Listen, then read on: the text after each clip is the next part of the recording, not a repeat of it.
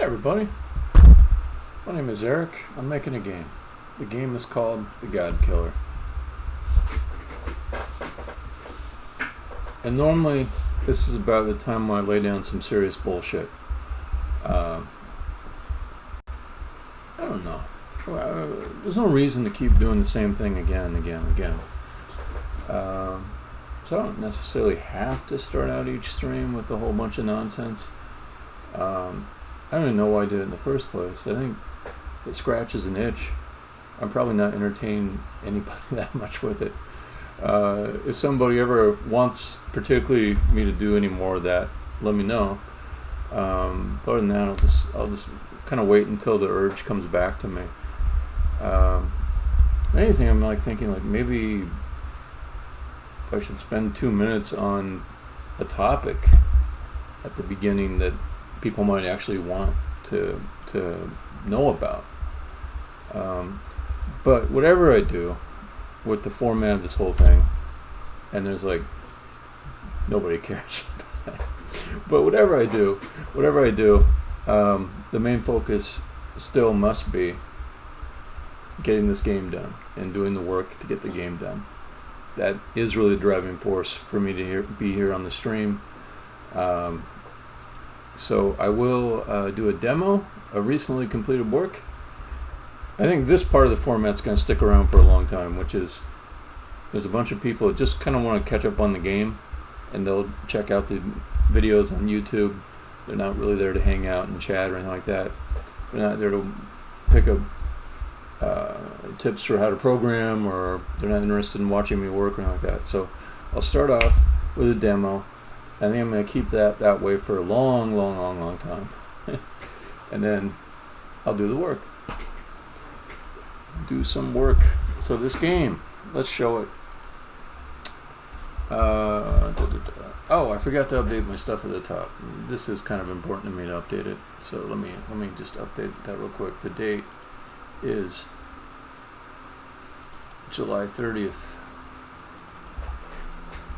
Magically, you see the screen changing now to reflect today's date.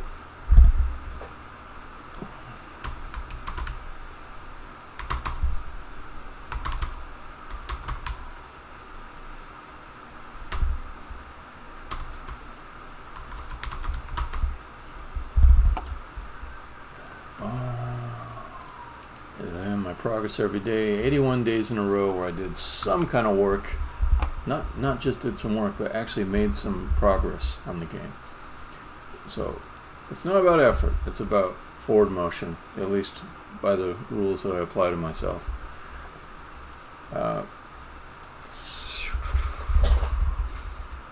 Let's show the game. And this explanation may be a little bit redundant with the last 3 sessions, but I feel like I should still give it. Okay, I hit play on this baby. This thing in the middle, this is you, the player. You can move up, not up, north, south, east, west. Okay. There is a stepping mechanic in this game where you move and then everything immediately moves after you move. So this fellow up here, I call him a brawler. He is intent on moving over to me and pushing me around and maybe killing me. But he's waiting until I make a move. I move, and he moves immediately. So that's what steppers are. There aren't a lot of steppers, but there are some, and they are not the same as turn-based games. Don't lump me in there with Heroes of Might and Magic and Canasta. Steppers are snappy. They just keep it going real fast, but you can wait as long as you want, so there's not much stress to them. That's a good stepper for you. Other examples of steppers: Wonder Quest, a game by Gustavo Duarte.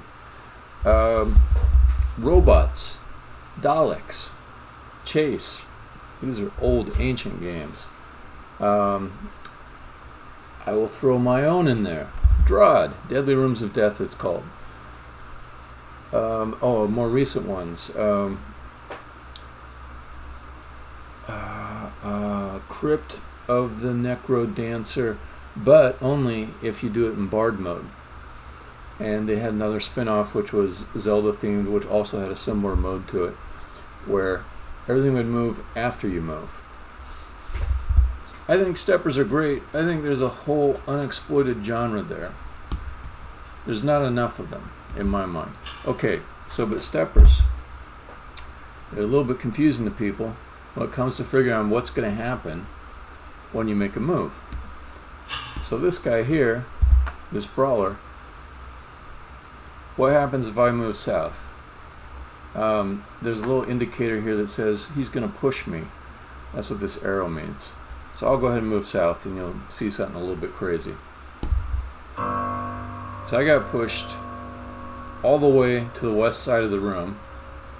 That's how pushing works in this game. When you push something, it goes as far as it can go, and it goes in one step.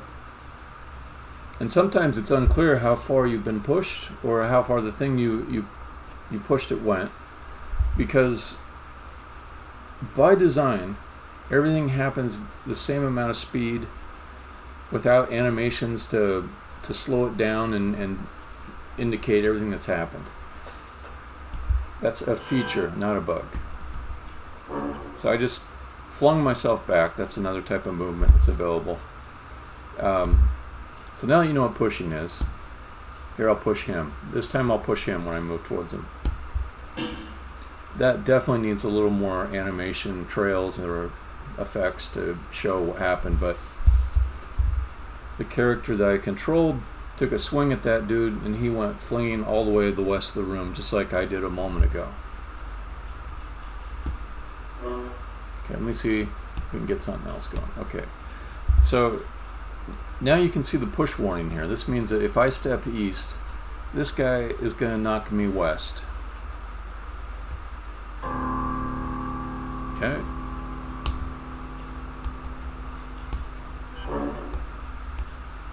So, in addition, these will show where I'll step when I walk. They'll also show heights. So this shows me coming up a little bit. There's a half wall, I guess you could call it, that you can step up on top of. Okay. Now, ideally, I want these squares to show that you'll move across the ice. The game, as of yesterday, has all the information to predict that when you step onto the ice here, you'll slide all the way across. And one of the things I still need to do is move the squares' locations so that they show where you're going to end up. But so if I go east, I slide all the way across the ice. Eventually that dude's going to catch up with me. He'll be back in a moment. He's off to the west, walking towards me. I'm just playing around till he gets there. Okay. So I had what you see before you working a year ago. Okay? But it didn't cover all the edge cases. So, for example, let me see if I can contrive one.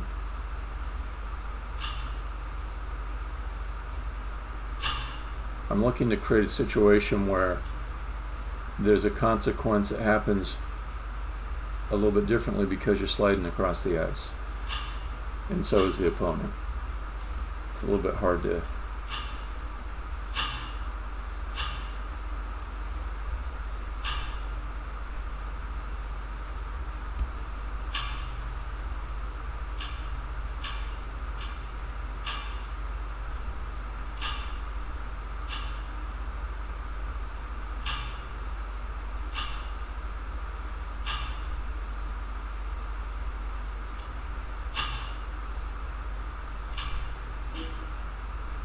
That was fun. He ended up pushing a block. Okay, here's one. Okay. So, this I got to work yesterday. If I move west, he's going to push me. He's going to slide across the ice in one turn and push me. So now there's a push arrow showing here. The reason why I'm so happy about this is because I didn't do it in an easy way. I did it in a very hard way, a very general purpose way, which will give me a lot of power to do things and do them correctly without introducing bugs. There's the main instance of the game that runs, and there's 4 extra instances of the game that run. For each of the 4 directions you could travel, these predictions are actually made by executing the player's command in one of these predictive realities, one of these extra game instances, and seeing what actually happened. So it's like I've got 4 alternative universes where I can try out 4 different actions, walking north, south, west, or east, and see what happens in those alternative universes and report back the results inside of this neat little iconography. Okay? So that's how to do it. That's how to come up with predictions, is you actually perform the thing and see what the consequences are. That's the end of special casing for me. Special casing means I would continue to say, well, this is true except in this one case where there's some ice and there's a player north of me and he goes south, and you end up recreating the same logic for updating the game state as you make those predictions and more correct. So the logical extreme of that, or the road to perfection, is that you would simply perform those actions redundantly in a contained environment that isn't shown on the screen except for this iconography. And it works. And it's architected in a way that should be quite performant, with a few exceptions I'm going to fix today. And it's also going to let me do things like show if an action would cause a player to die. So I can get a little bit of a hint. Maybe I don't want to move in that direction because I see a little death cloud or some kind of icon, that skull and crossbones over a square where I would end up dying at. So it's not strictly necessary for a player of this game to use this guide. That's why it's subtle. It only appears a moment after you've come to rest.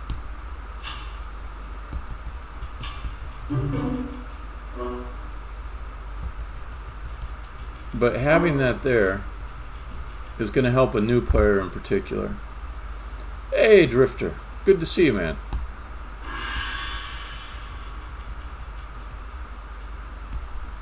Alright. So that was a demo. Now I'm going to get to doing some more, particularly because Drifter's here, and he's already seen all this stuff anyways. I don't want to disappoint him. Let's see. So in my grab bag today, in my backlog, I've got a number of things. I'm going to do some of them, probably not all of them. I'm going to try to arrange them in order of impact, so that if there's larger changes that need to be made that could affect other things, I'll do those first. Got a couple of bugs I saw at the end of last night's session. Probably a good idea to do that early. I'll leave this stuff, which is updating the UI to show things, towards the end. So get the fundamentals down, get them working robustly, and then move on to visualization. I think I will not commit to doing all of these in this session. I'll commit to doing the top 3 at least. And if I don't get it done, then I'll go through Mr. Meeseek's anguish of wanting to die for people that watch Rick and Morty. Okay. So this first thing So I've got a method called sync to, which is always yielding, or is always has this multi-threaded interface. And I figured out that it's not a problem yet, but if I've got hundreds of calls to this yield, it's going to make it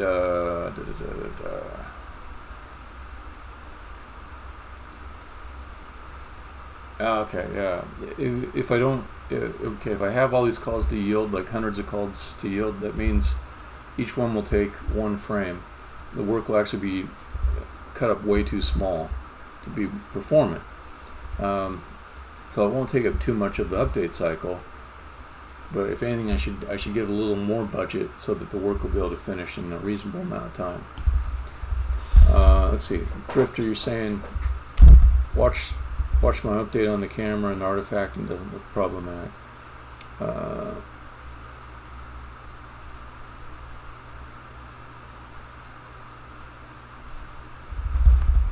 Oh, okay. Do you mean like the position of the camera? So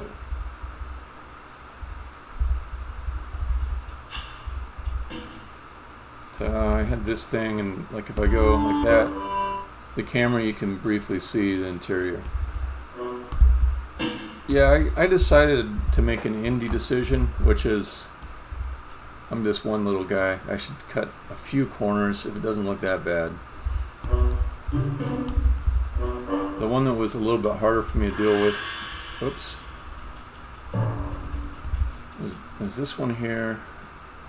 I would start here, and there it looks fine, but when I was running at full screen, I could really see a big gap there. But I think that will be fixed by a different problem, which is making my camera movement not be frame rate dependent. Actually, I should remember to put that in the backlog. It's got a to-do statement, but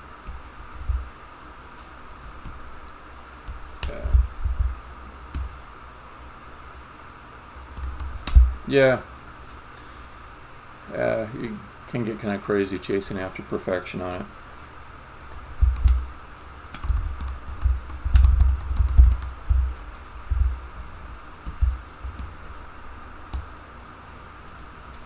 Okay, so let's go make this change.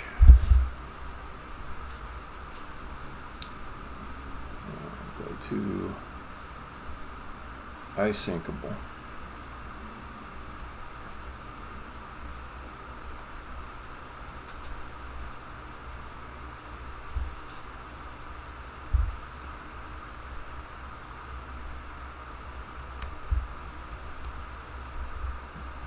Let's make this void, and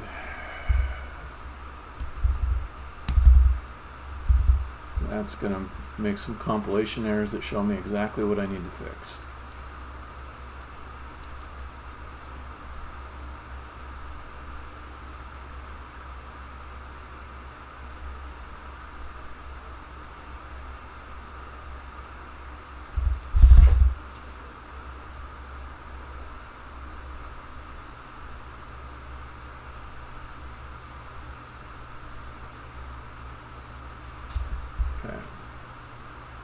Okay, just jump to the end instead, because I'm figuring you have the ability to run predictions on the camera. When you solve the moving the destination result squares to a destination the same day, may also solve the camera problem in the same circumstance.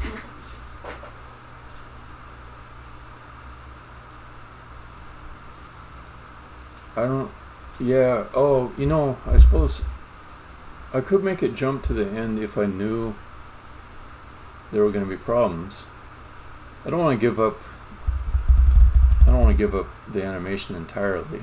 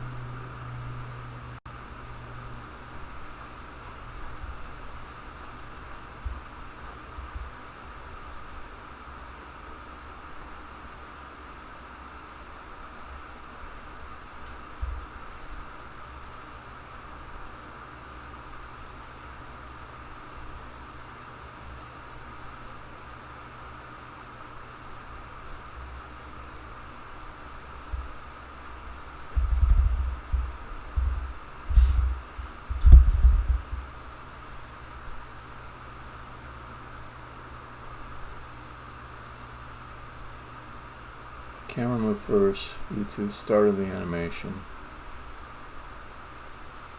Then the camera move and see the end. Yeah. So and there's a thing that I'm a bit of a purist about in this game, which is that there should be no animation to show all the in-between frames of the piece movements. What I do instead is I put them all the way there, and then there's a settling animation which is applied to the humanoid, and then there's the trail that goes behind them, which shows some movement. But the pieces always beat the camera because of the way the game's designed. Then the camera lags behind and catches up. And it just makes the game feel really snappy to have that.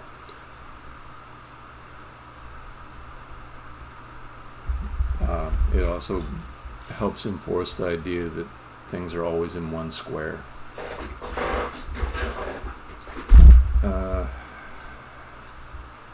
Yeah, it'll confuse some people, but like I said, it's kind of a purist idea. It's like the universe is built that way, type of a thing.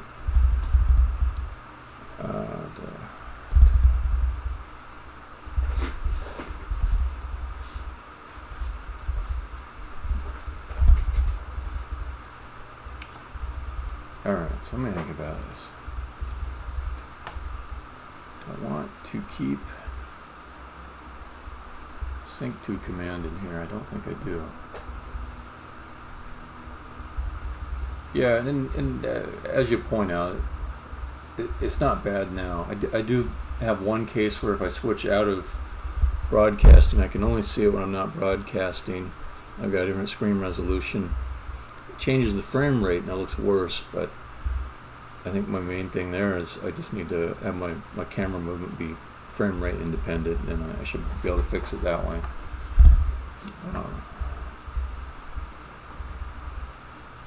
Okay, so I just take off this syncable thing here. There's no need for me to actually use that interface here. What's this complain about? Okay.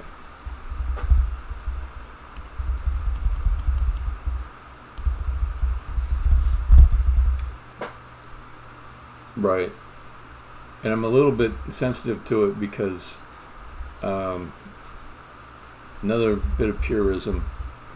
I said the player cannot control the camera. If you want to control the camera, you just got to move your little person around. A lot of design is built in with this idea that you can just move quickly to see what you want to see. There's little consequence to it.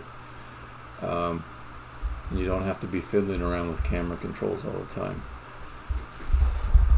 So that's why I'm maybe trying a little harder than is reasonable to get the cameras right. Okay, so here I'm thinking I do want to yield sometimes, but I could set like a constant and say yield after count. Say yield every. Let's start off with like every 20 syncs that I do on a piece, I'll yield.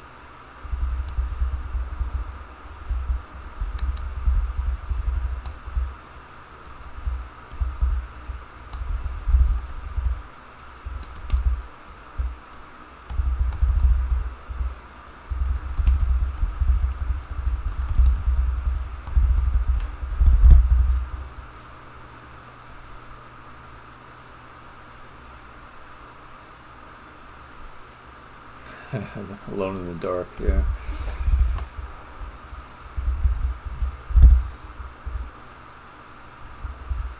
Let's see. So go that should make that go faster. Okay, what else do I need to fix? Let's get rid of this again.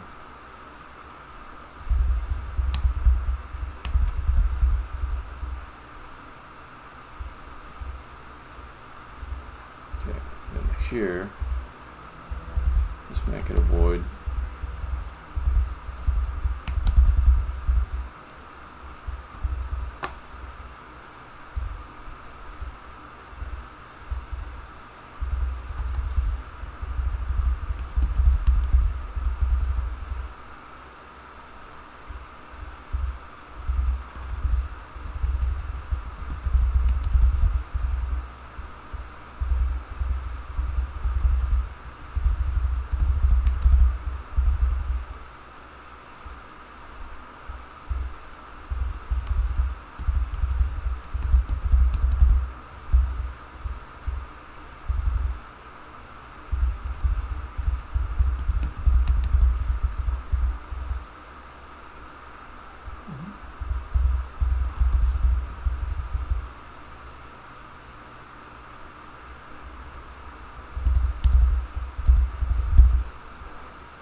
Sounds good. Get to hammering, buddy.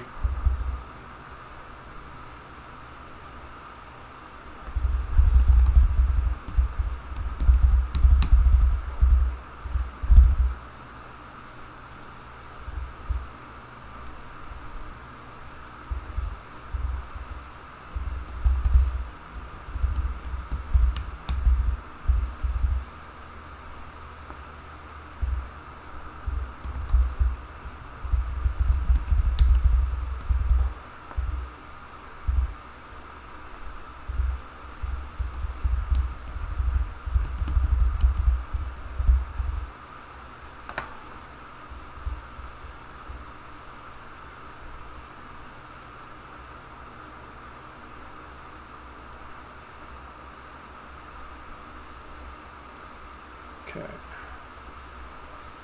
Let's see if I broke anything with that. I doubt I did. It was a pretty benign set of changes, I would assume. But sometimes I get surprised. Turn off the maximize.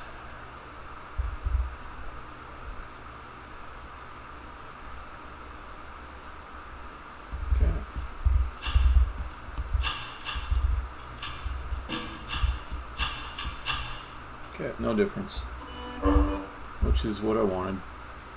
I wouldn't be able to see a difference until I had hundreds of creatures on the screen anyways.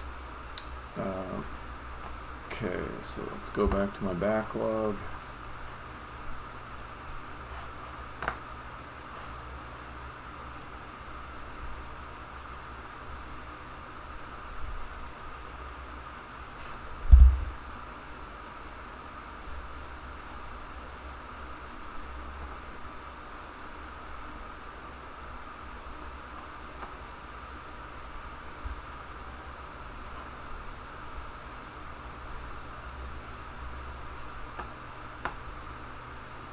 Okay, so got rid of that.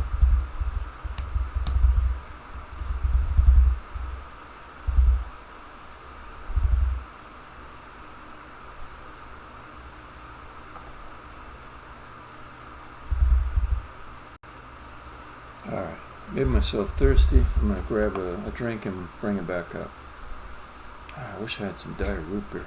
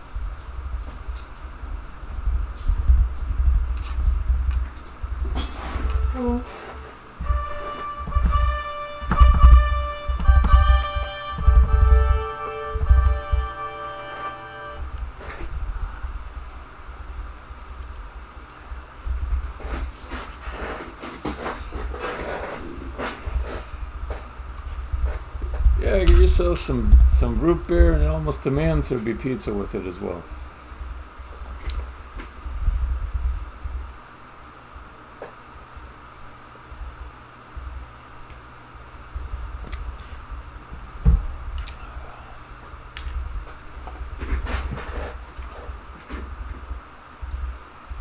Alright, so I got 2 bugs.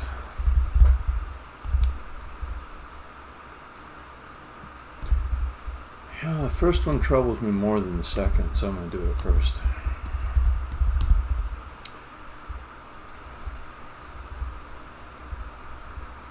It's also a thing where if you're a little bit fresher, you do the hard stuff first. So then your brain gets tired, and you can do easier things when you're tired.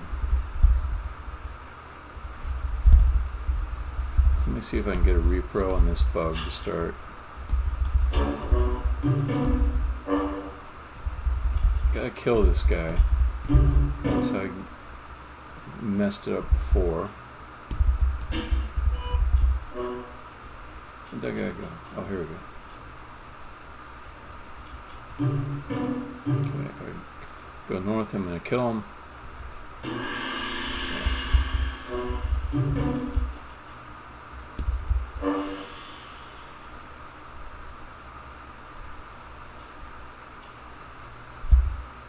So here it seemed like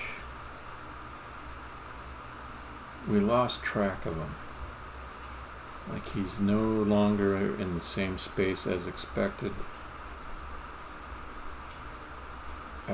Trouble is, unless I get him on the same cadence as me, I can't see the push warning. No, the push warning's there.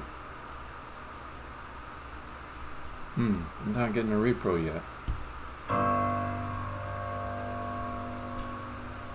Oh wait, there's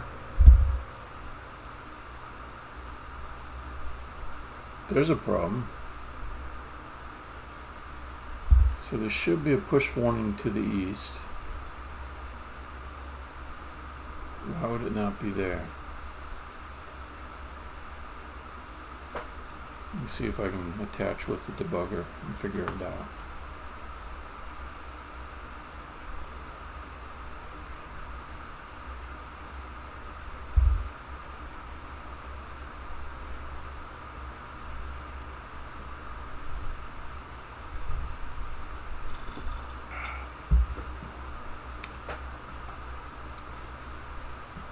So I'll move north, and I want to see the prediction on the east square, which I'm expecting to have a push warning, but maybe it won't. Okay, still doesn't. Still not. Okay. I think I'm ready to set, ready to set a breakpoint. So let's go into predictive boards.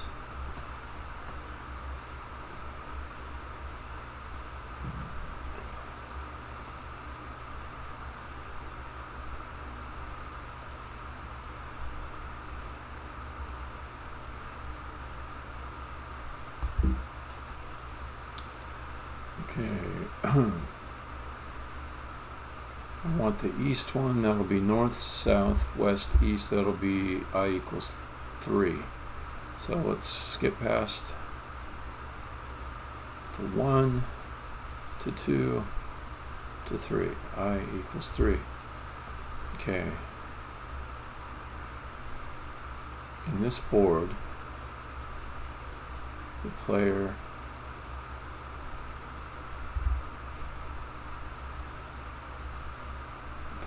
is at 24, 18, 38.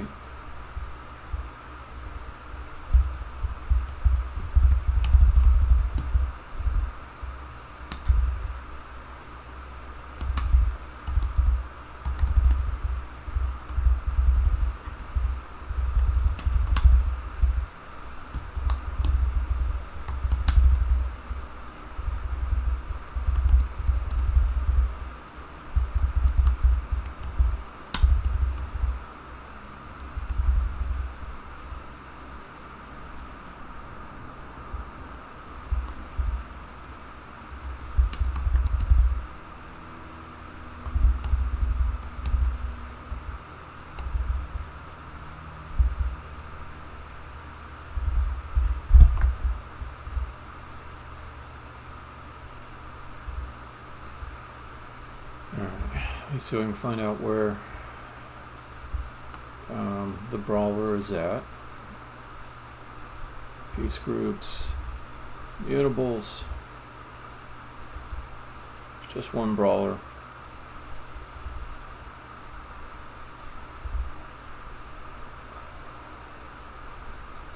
$25, $19.38.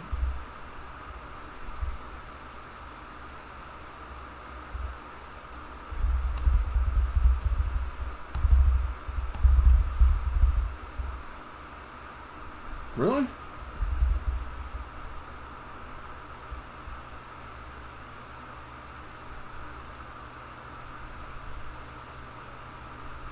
I think that's where he's expected to be.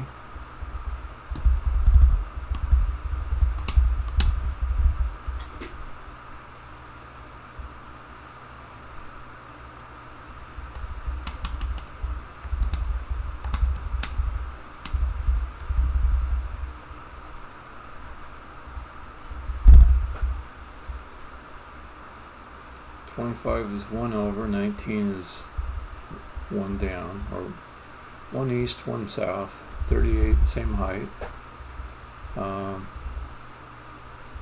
He seems to have been synchronized correctly after he died.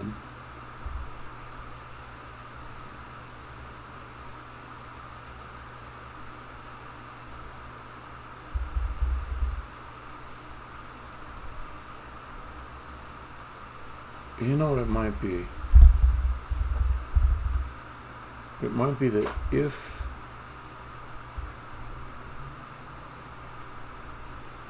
the player dies, it changes things. That could be the thing that's new. Let me see what happens when this comes back.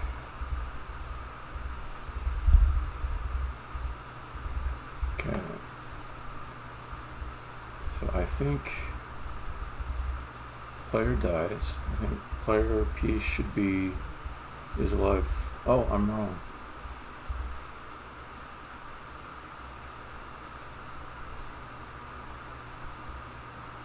$22, $38, $19.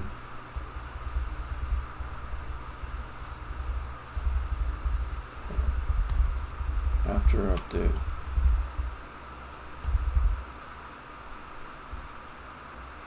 We're at, let's see, look at that again.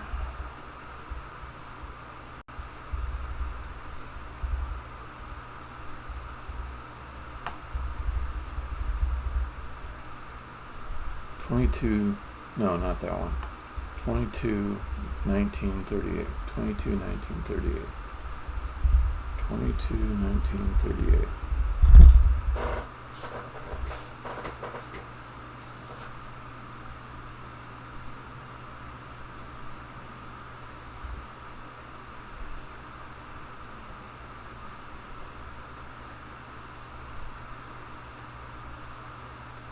Yeah.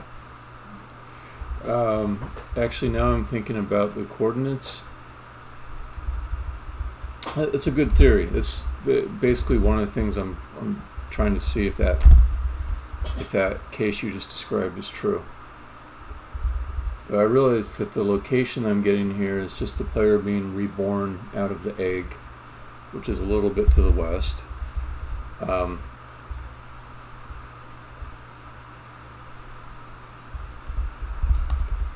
Is alive equals true, but what I think actually happened was, for a brief moment,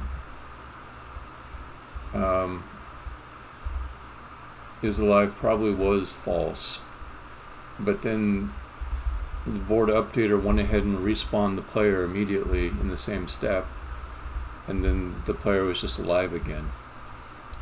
And that's consistent with this location here, which reminds me that after the step, at the end of it, you are reborn. So that's almost certainly what's going on. Let me look at a few other things.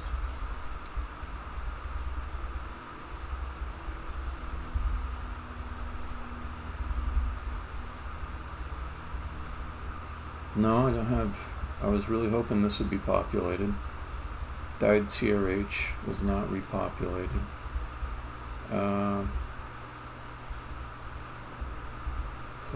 If the player died, it should have showed this as the location that the player died at.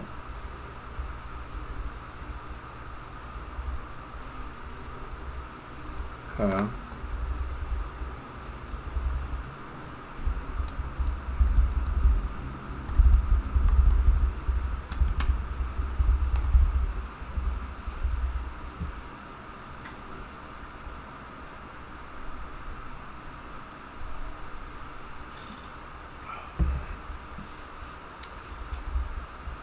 Let me take a look.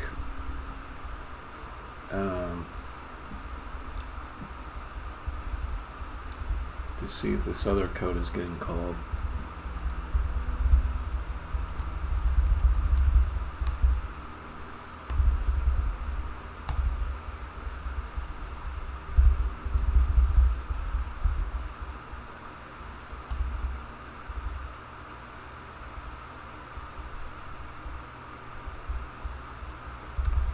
Here I'm checking on what you just described.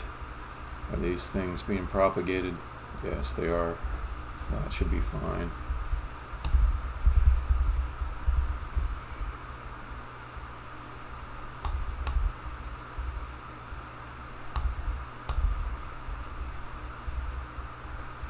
Okay, so this is what resets it.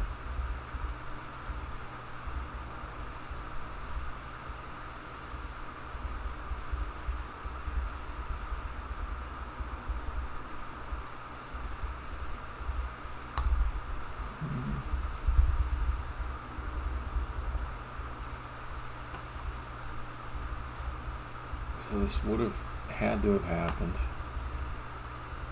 In order for the player to be reborn, this had to have been called. So is alive must have been set to false. Died CRH must have been set here.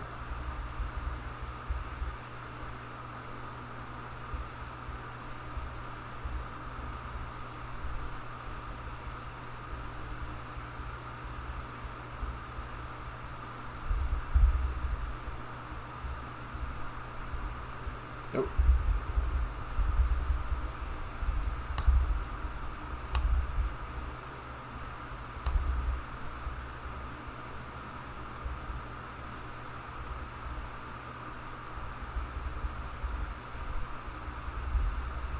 Okay, let's see. The other one was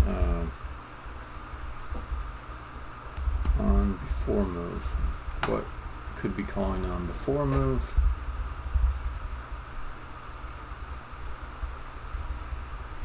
There's only two things that call it.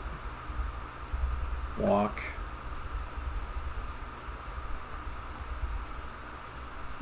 and fling. Yep.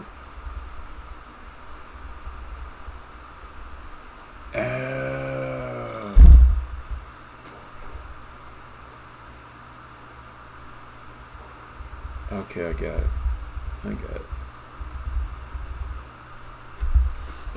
I know what causes this. So it's basically this. When I die, I want everyone to come to my funeral. But when the player dies,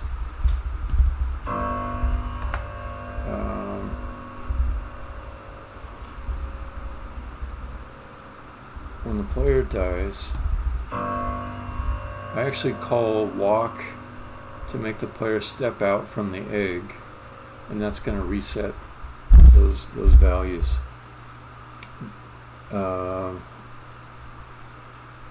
So basically the values I'm trying to track in order to display the push warning getting reset just because I've got it tied to walking.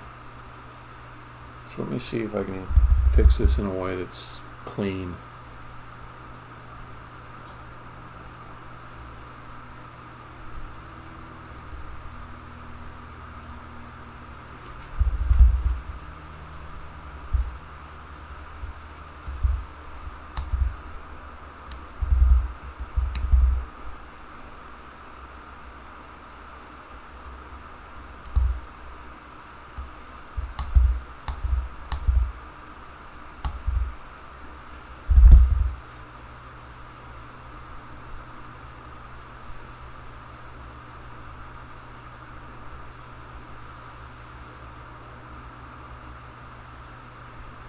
Yeah.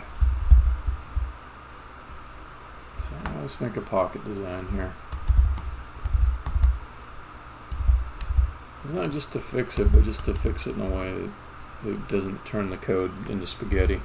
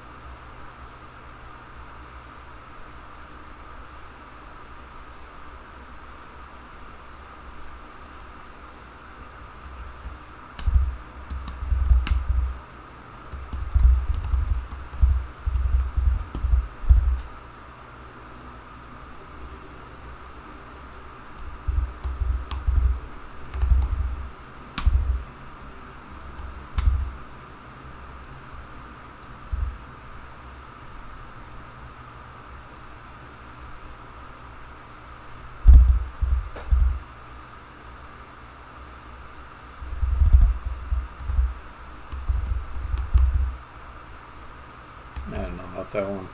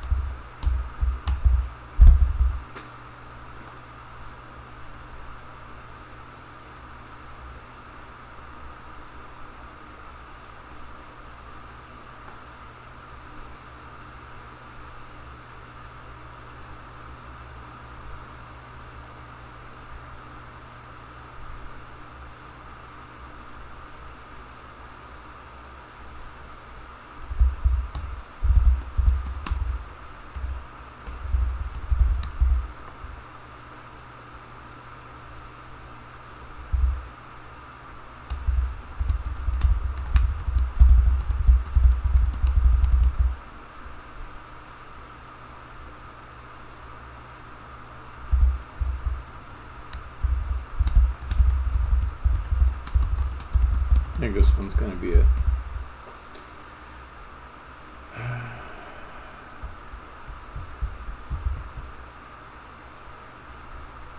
Yeah, because a command is a concept of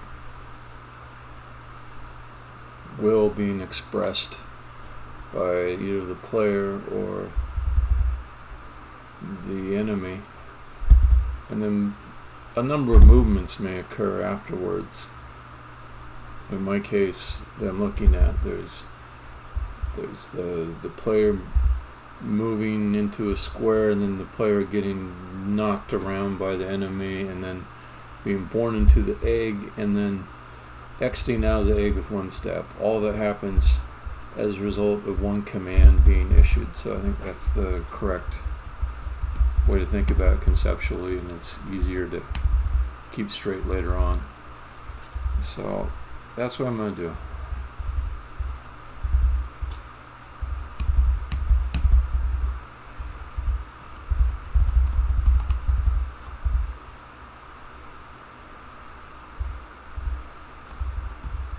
Yoink.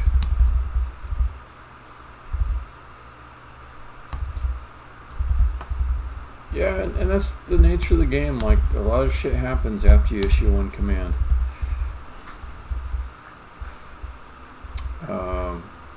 And some of the stuff is, like, truly crazy. Like, I thought about having something that explains how you died after you die, because a lot of times it's going to be so ridiculous. All the things that end up happening, like a chain reaction, but just in one step. Okay, so then there's on before move. Change it to on before command. Make it public.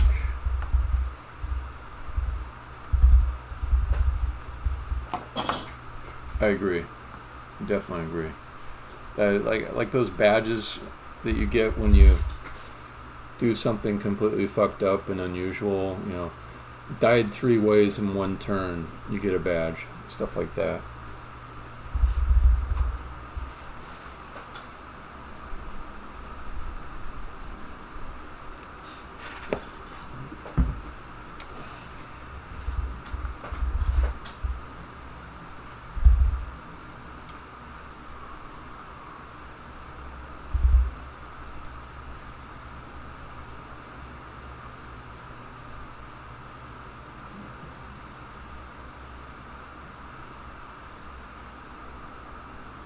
So we say if the command type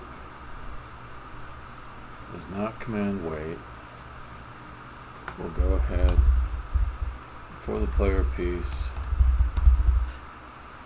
on before command. Good. So then I have to go to this board reactants all react.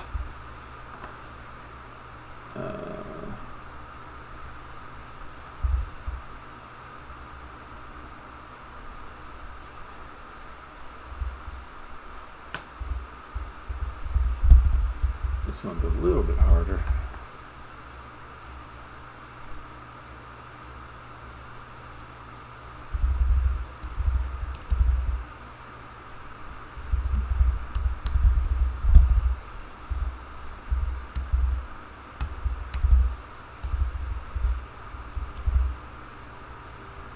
Yeah.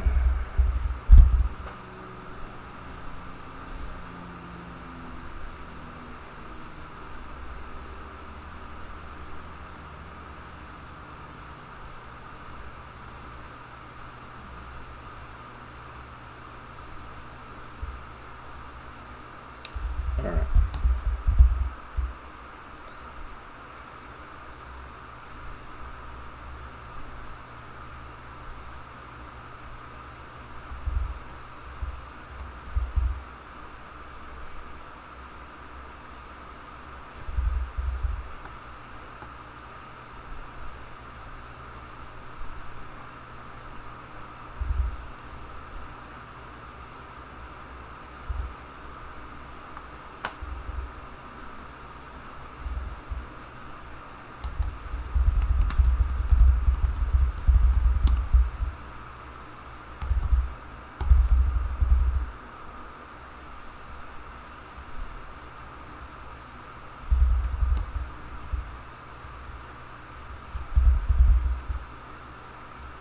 I'm lucky I might have fixed both of those bugs.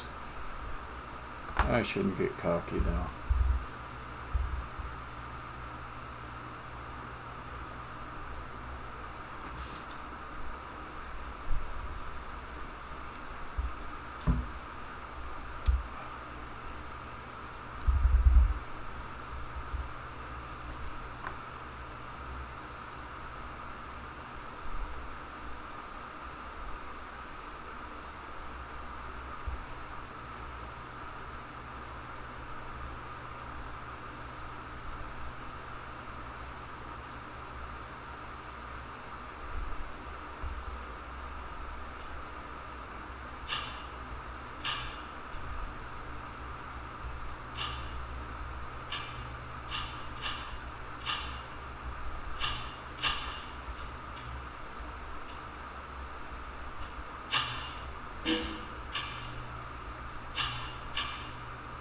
Okay, just checking that push warnings work in that case. They're still working, good.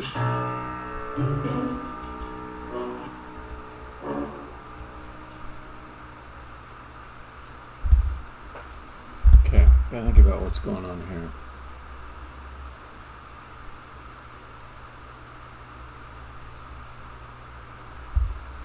So east does have a pushed warning.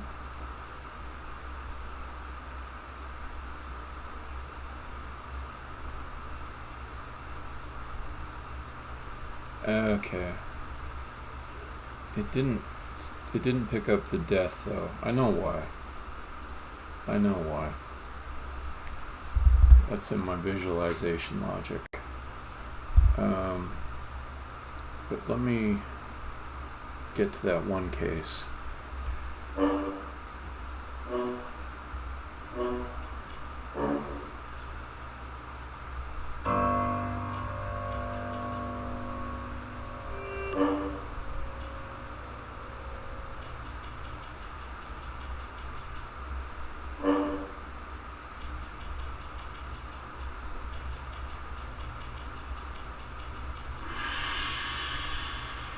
Okay, I got him up top.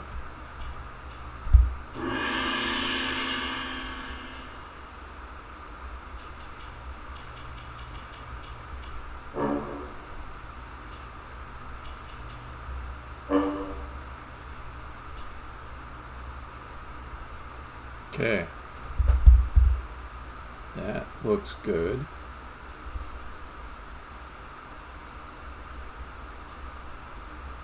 Yep. Okay, fix that bug. Let me see what this one looks like. Let's see.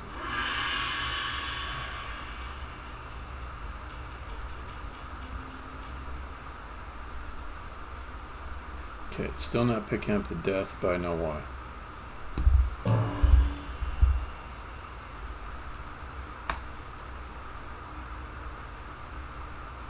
So I have to delete this guy.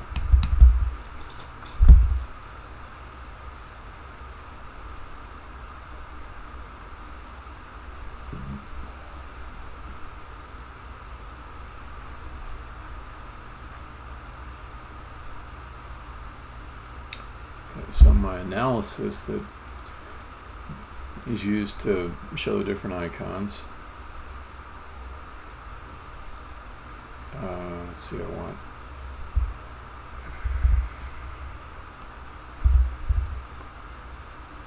I can't use this. Instead I should use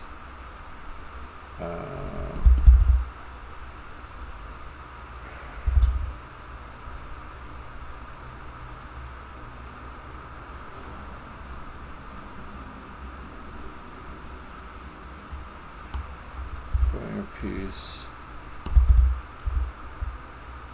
died, get died, CRH.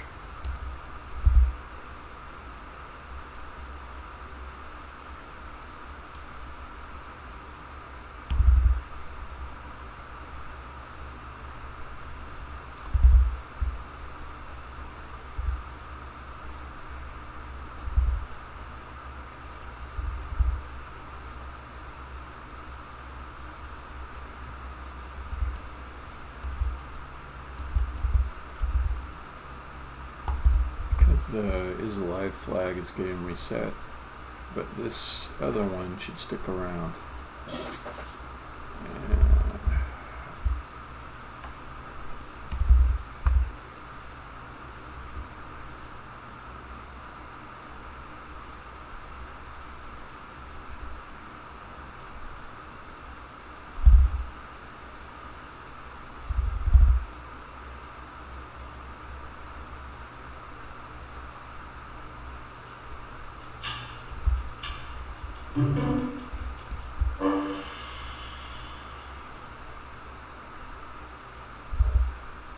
Cool. So I can see down on my console log dead at way down there.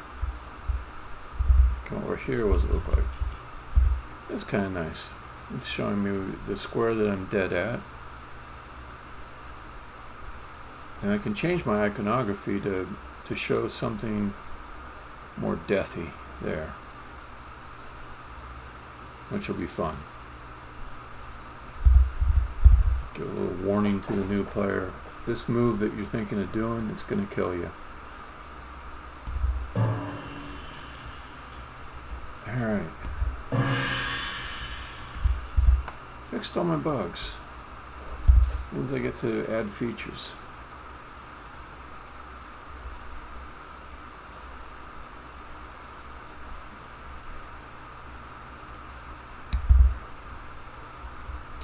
Eat your vegetables and then you get dessert.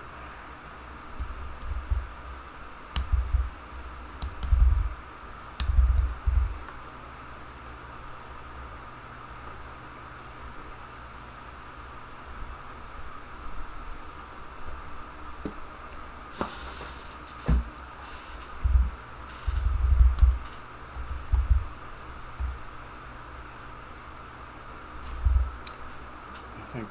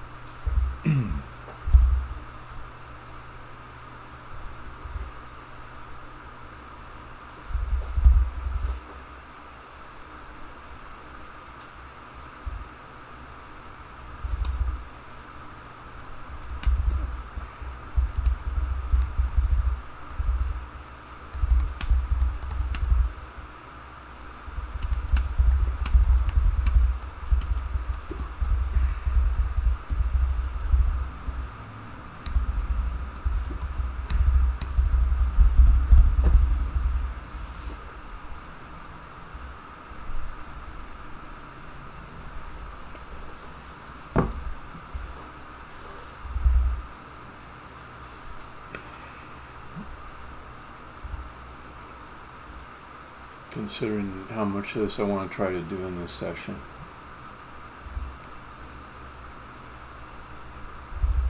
Oh, friggin' hiccups.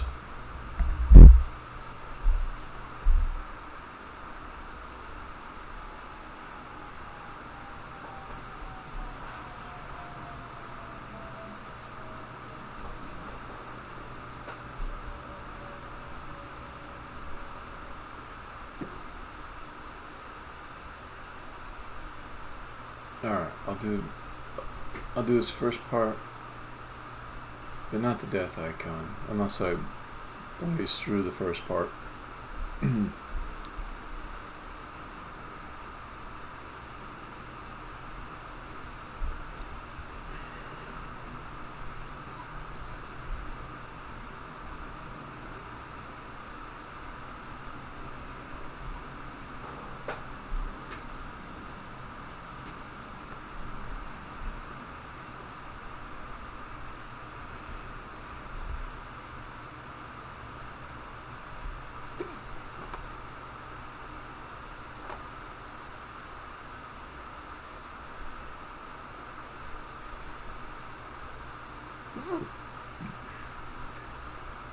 Well, you mean that little pink box thing?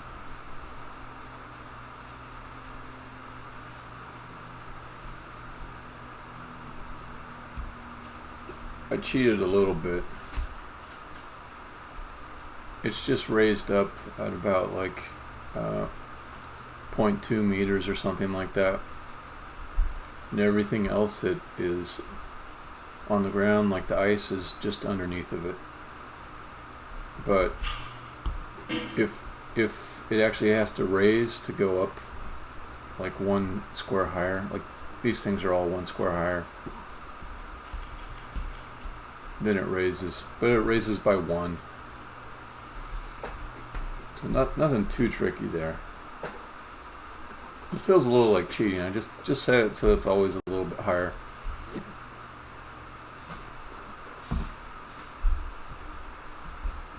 But sometimes a simple solution is a good solution.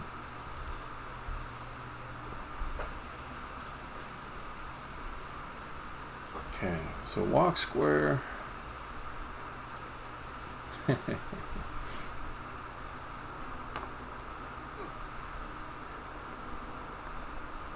Got it. Show walk at height. Could make a new method. Show walk at square.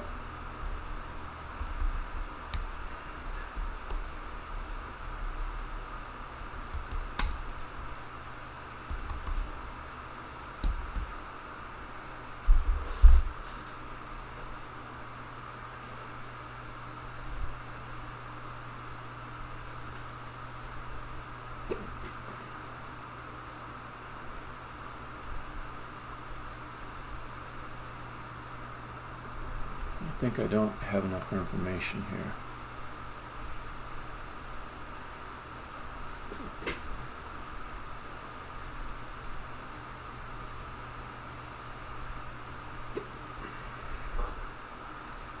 Let's make this a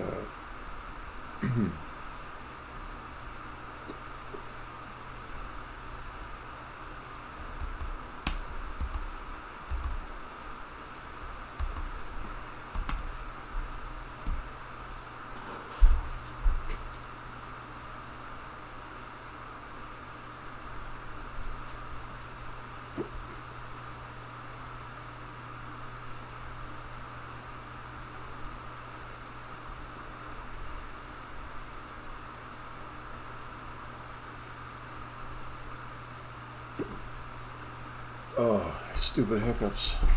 Driving me crazy. I got it.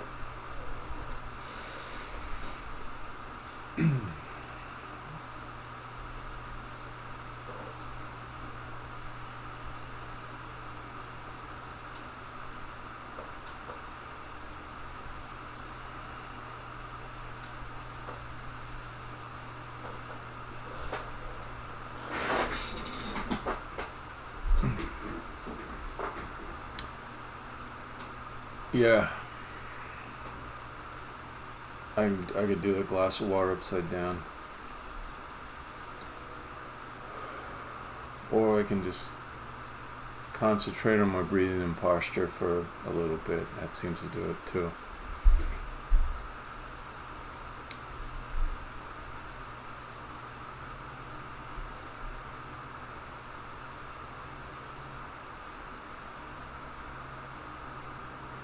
Okay. So the trick here is that I need to have some relative information to go from. So I'll say that when I start, I'll keep track of the initial X and Z. We'll say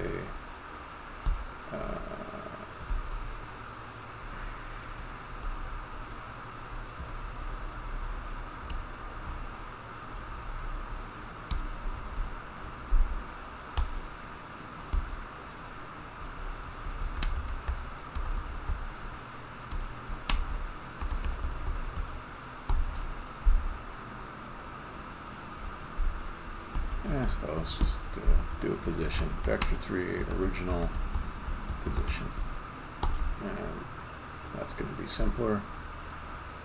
And what's the thing that actually moves? Is it the offset, or is it the...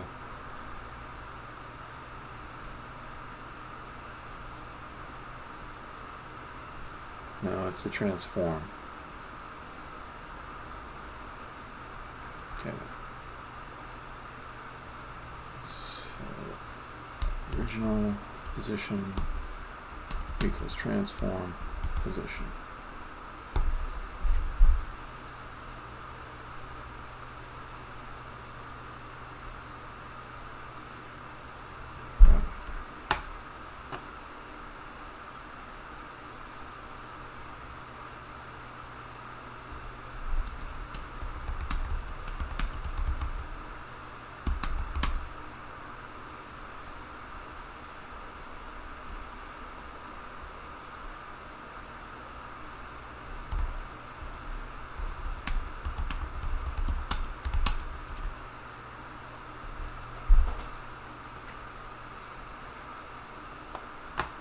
Okay, guide. Yes. Guide geo. I think maybe I gotta do local position here. Okay. This might be a little bit tricky.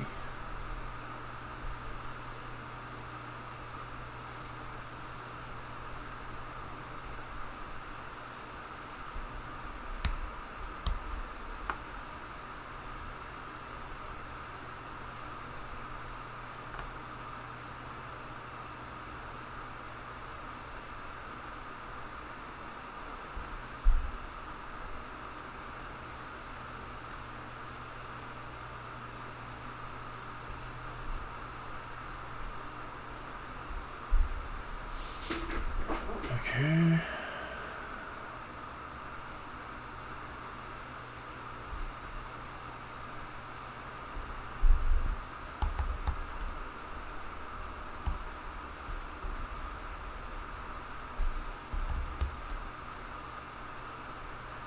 Actually, I don't even think I need this.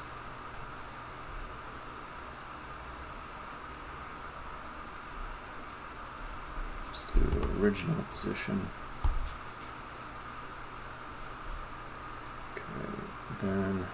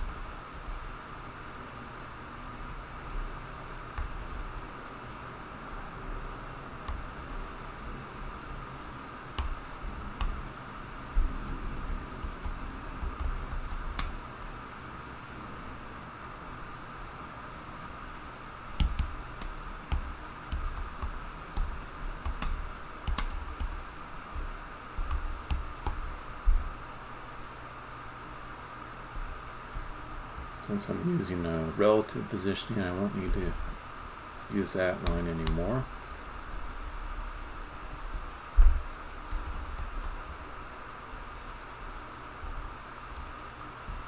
Okay. So at the beginning, when my game object starts, it keeps a record of its original offset before it gets moved anyplace else.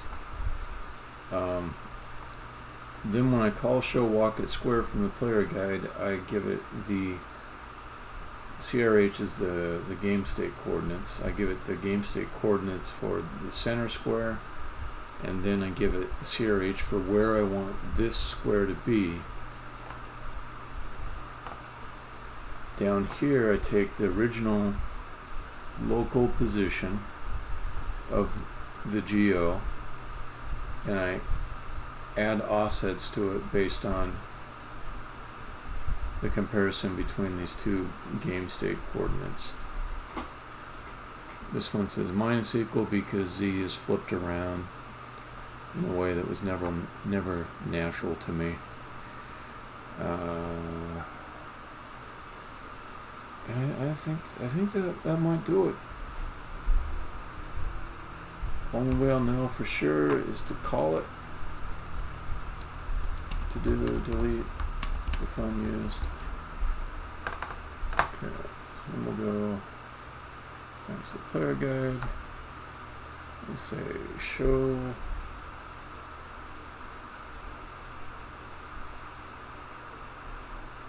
I think so. It probably won't work the first try. Nothing seems to. Maybe 2 or 3 tries it'll work. Okay, so center CRH. What is that? That would be.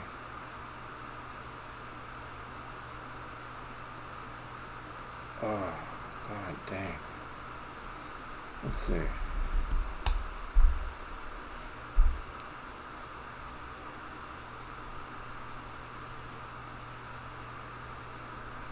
Oh, it's just the player CRH. Okay.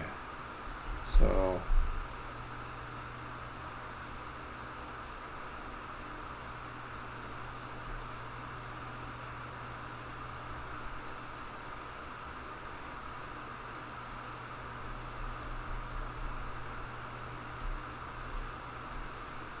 player CRH.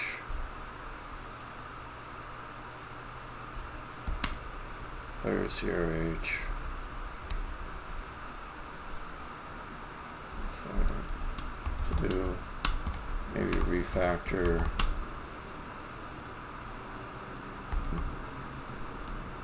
into a new show square. What can we call it? Non-moving center square. Okay, but still that should work. It's down here. That's a little bit different. Okay, show walk at square.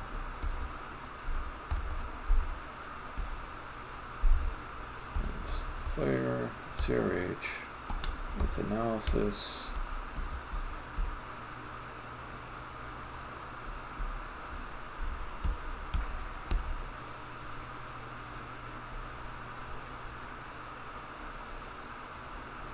Call this target CRH, or target CRH, sure, okay. So then we'll say CRH, target CRH equals analysis.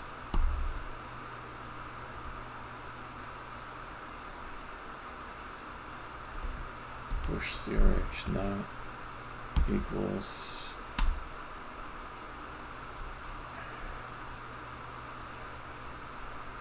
just do it this way.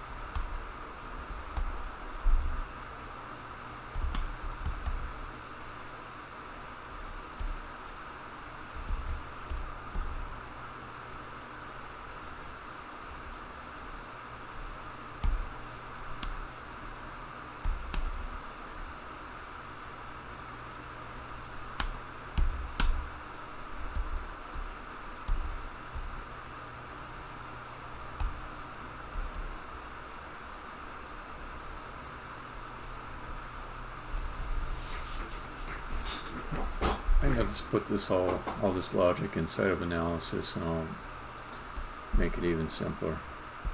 Okay. So, to do.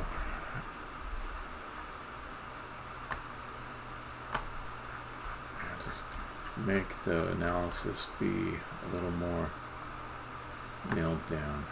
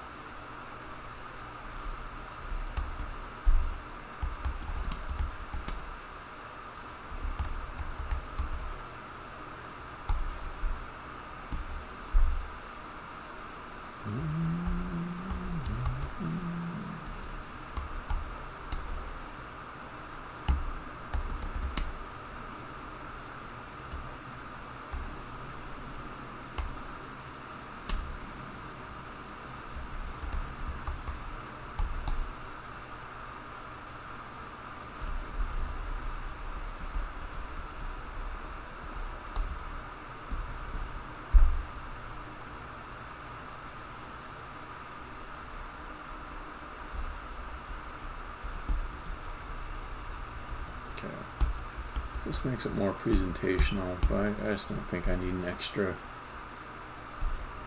level of analysis here. The string, it's not that big a deal. Just yank that out.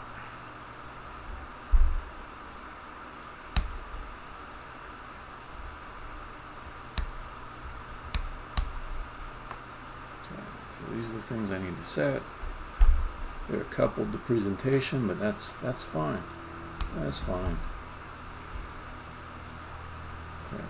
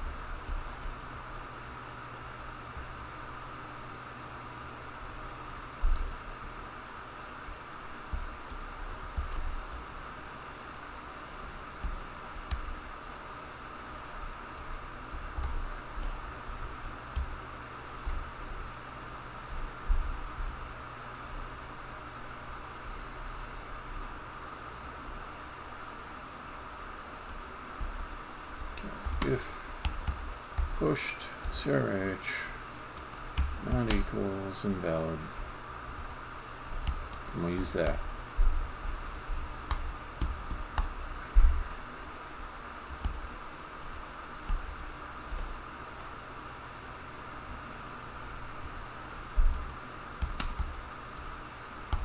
otherwise,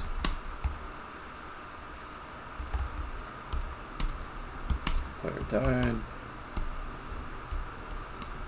And we use that.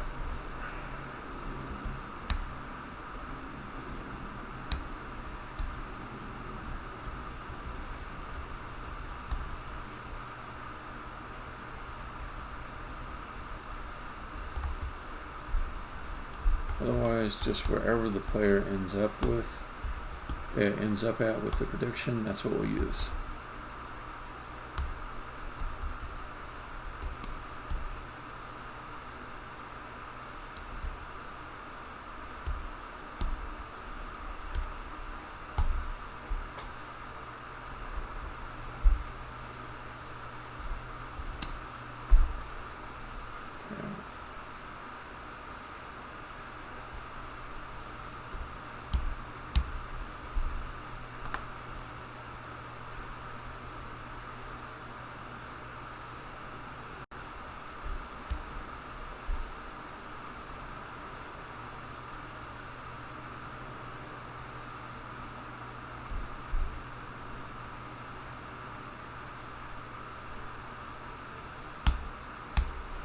A little bit later on, I want to show a death icon. Let's see, analysis, death CRH equals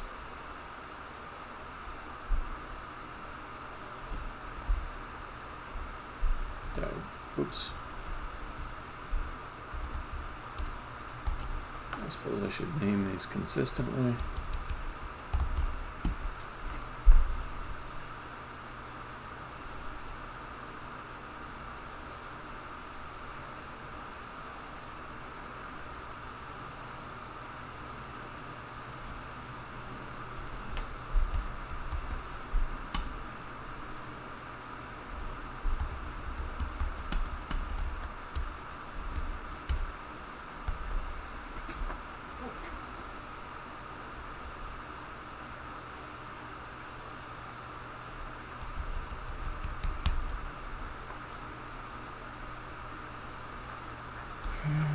Back up here.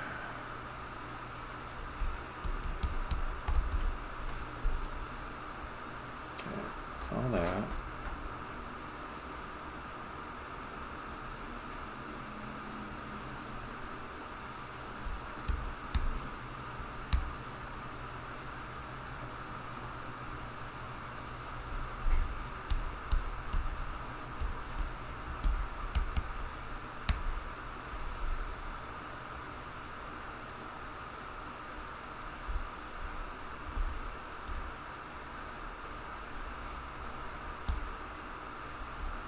There.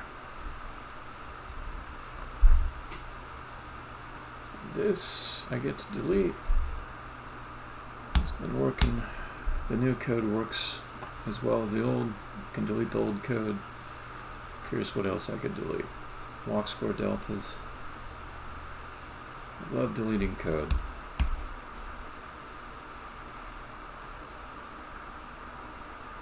Okay. This is great. So all this logic here, it got totally replaced with the prediction. So I can yank it. It wouldn't have handled all the weird little edge cases that came up. So it's nice to replace that with something more reliable.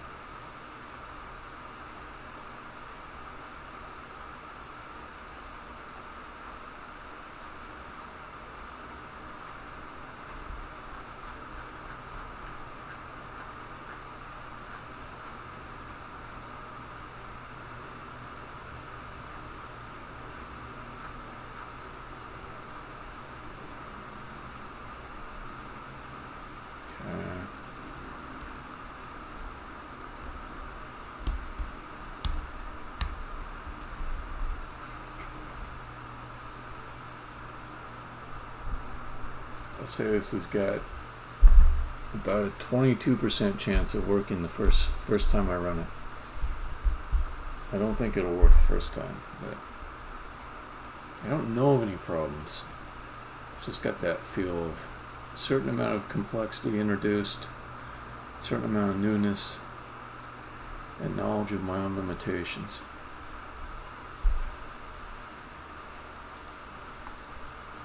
Alright. Let's save them. Let's save.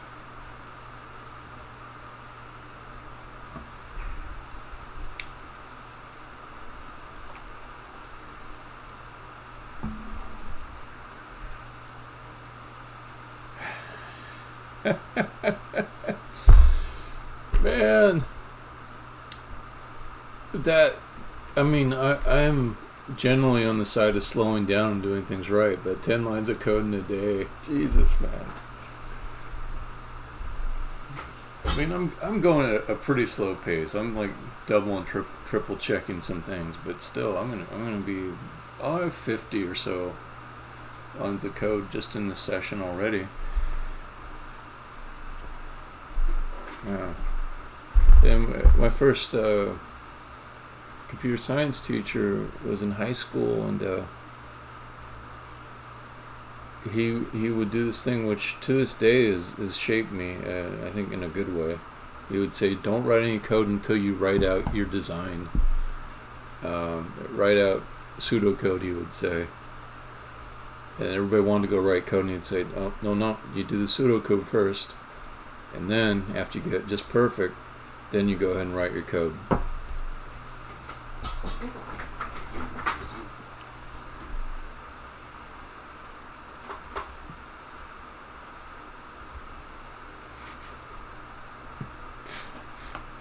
Maybe just one line of code in a day, you just take it to the extreme. But it would be like the perfect line, though. Like, unimpeachable.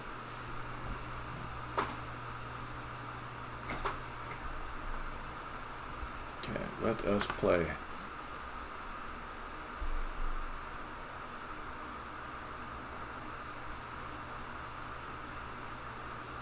Ah, interesting.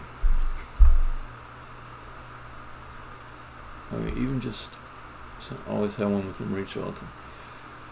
Yeah, I was just thinking the other day, do I want to take the wall behind me and paint it with idea paint?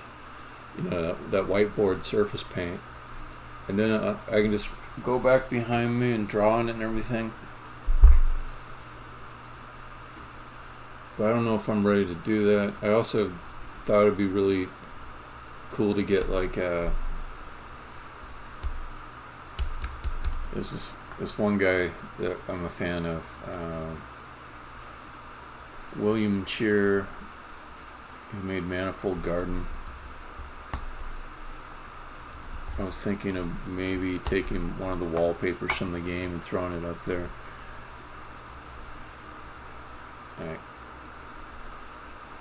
Yeah, I don't know, stuff like this.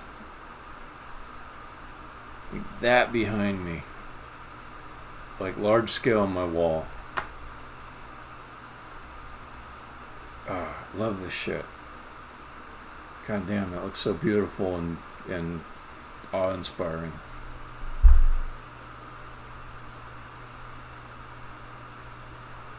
If I combine the two things, maybe like a low contrast version of this art with a layer of whiteboard paint on top of it. Oh, I'm a big fan of William and his work. I find it quite inspiring.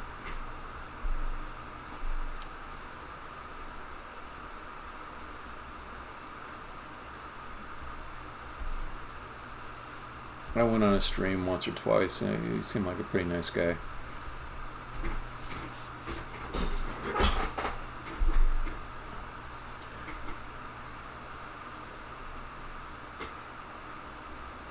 Yeah, it was interesting too, because like he's got this whole sort of hacked Pro Builder modeling scheme.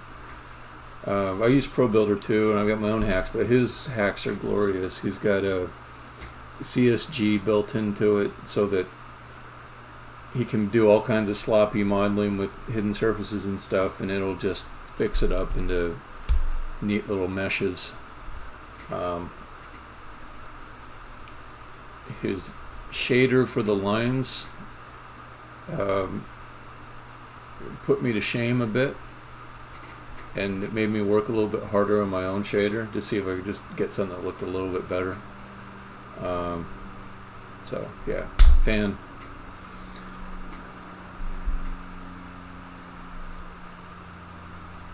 Yeah, and mine's nowhere near as good as his, but I was like, okay, that guy dug into it. He figured some shit out.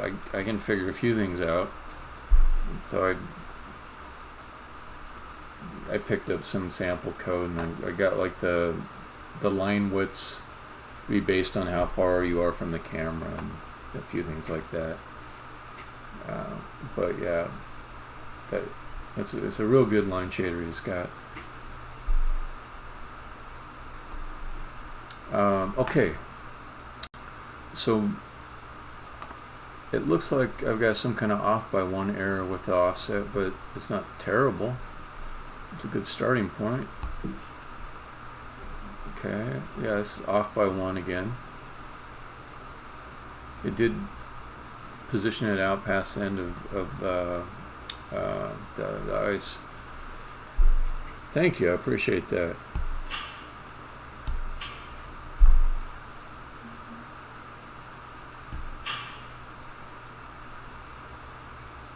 Yeah, it's just an off by one type of a problem here.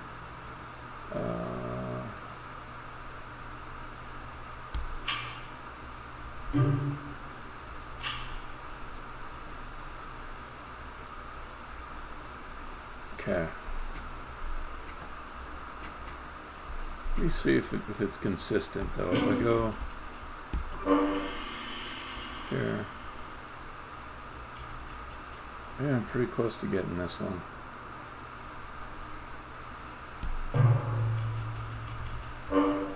About the push warning.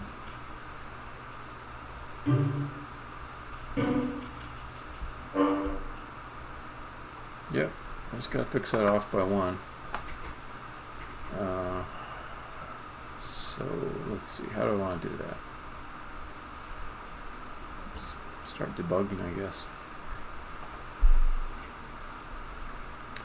Pretty sure all these are going to be fine.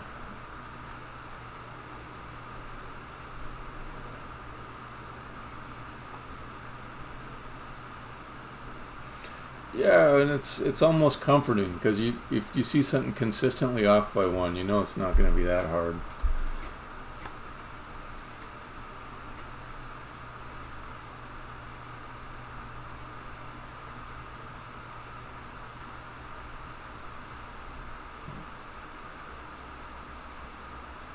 So I do want to know, is it what I'm passing in to the function, or is it something else? All right, let's start with this.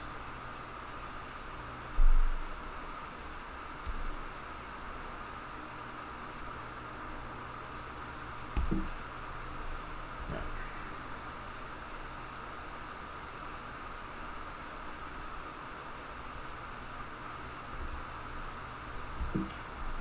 There we go. So this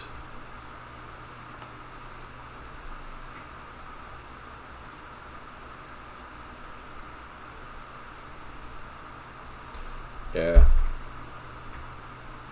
There's a lot of good things about C, but I think they kind of messed up on that one because it's like such an easy error to make when writing like X.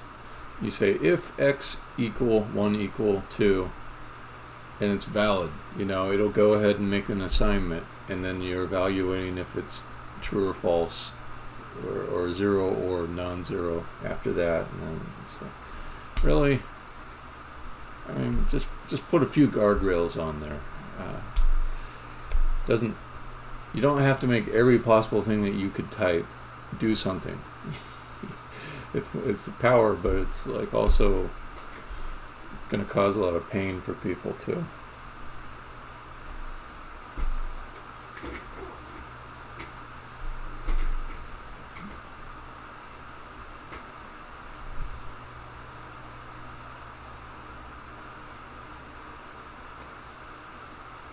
Hmm.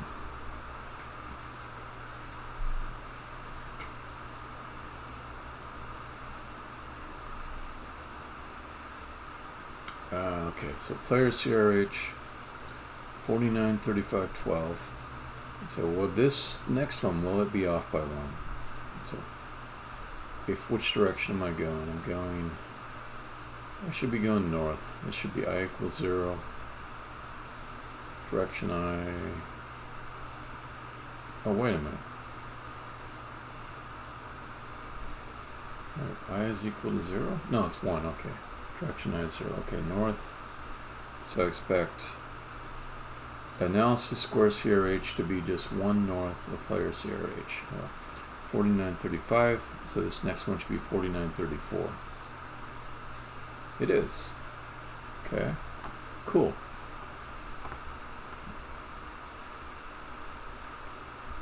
That means the bug is inside of this function, probably.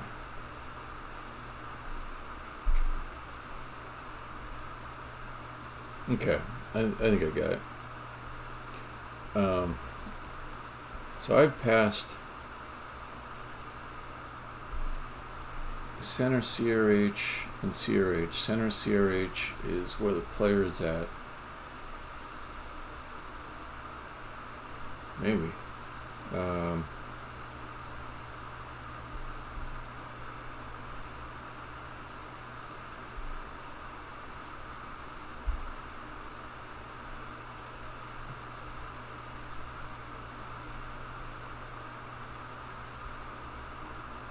CRH is where you're going to move relative to the center square. But this square that I'm in is already offset by 1. So it applies that extra offset to everything else.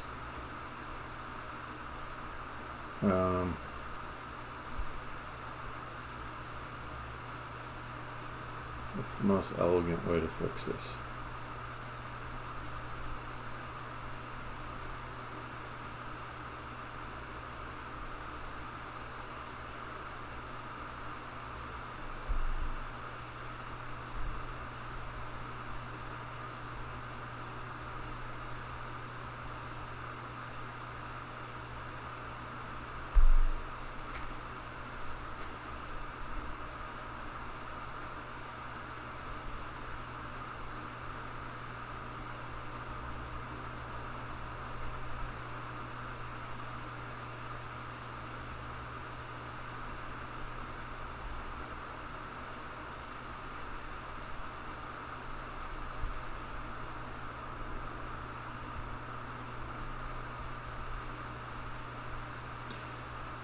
Yeah, but it's depends on which direction. So I don't want to put like a if the direction of the offset is north, do this one offset. If the direction is, an ugly little if else or switch case in there just for that. I want to do something a little cleaner and simpler.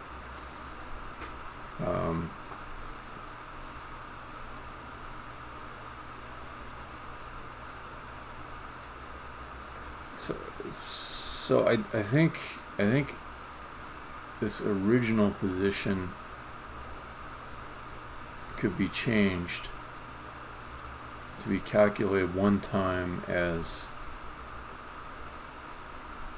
the position of the center square. So if I make this local position not be where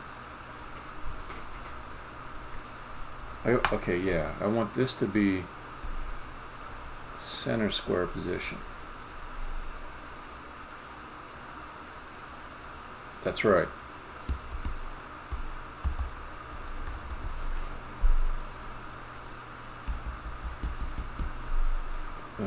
I might be really lucky. And it could be the center square is already at 0, 0, 0. If that's the case, then I don't even have to store an offset, but I doubt I'll be that lucky. Let me hit play, then I'll go check it.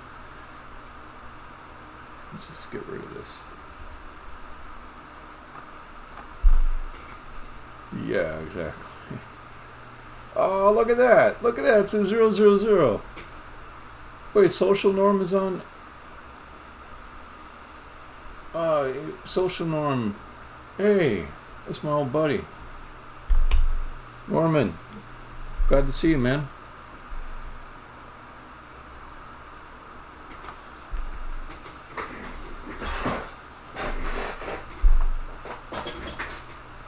So I think I got a little bit lucky here.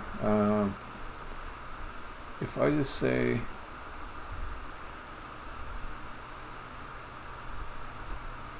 that the original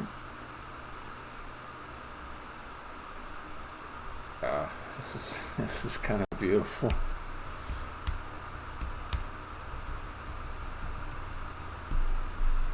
So vector 3, is there one for just 0? Yes, there is. Okay. And would it already initialize to that?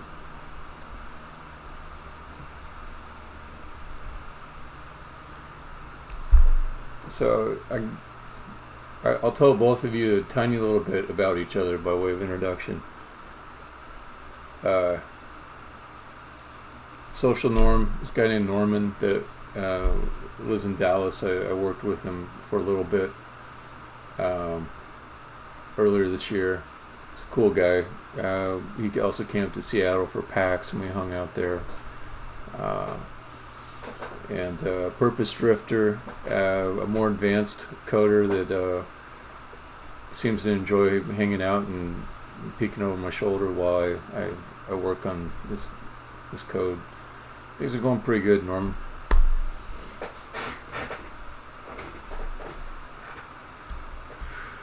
Although the last Headstormer is going away. So Will Mangiamelli was there as the last Headstormer, and tomorrow is his last day at work. So the sadness. He knows too. I'm not like everybody knows. It's not. I get a little bit careful about these things. Let's see. So I think this is gonna work, and I'm gonna be real happy if it does.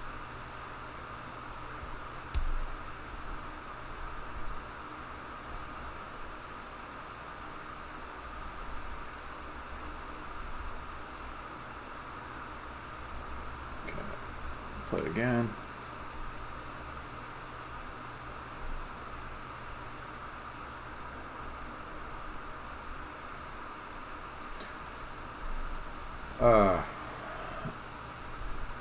Yeah, just the web people. Yeah.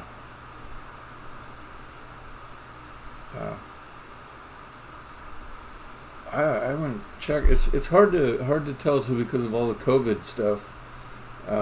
People are off in their remote meetings, and you never see.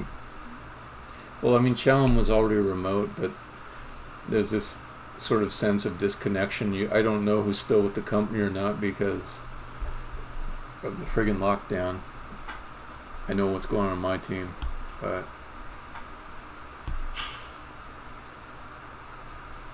Drifter, I got the one-off handled.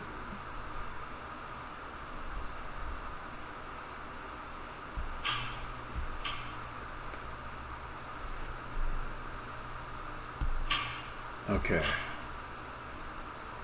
So this is exactly the outcome I wanted when I started on this task some days back.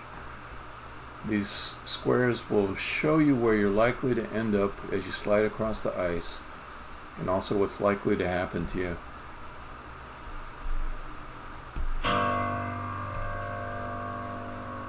Now this is a weird one here.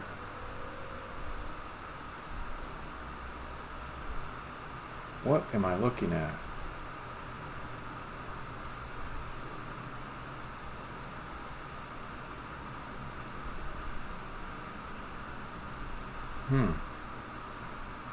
I think it has to do with me getting pushed, but I'm not seeing the push warning. So if I go this way, I don't actually go over the top of that. Exactly right. This should stop at the wall. Okay, so that's one to debug, but I'll keep looking. Let's see.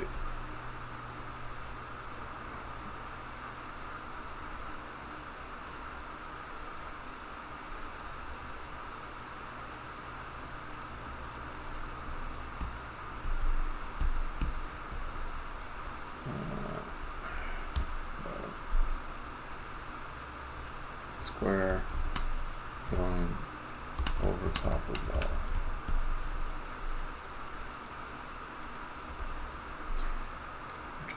Drifter, what's your location? Are you U.S. or? Okay, that's off too.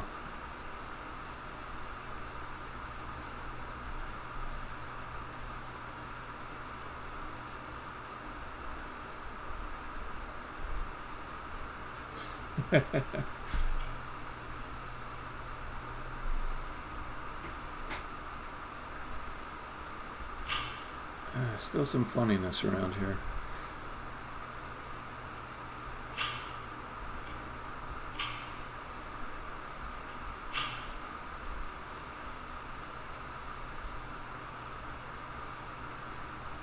Oh, I see. I got the Z swap. Oh, Canadian, huh?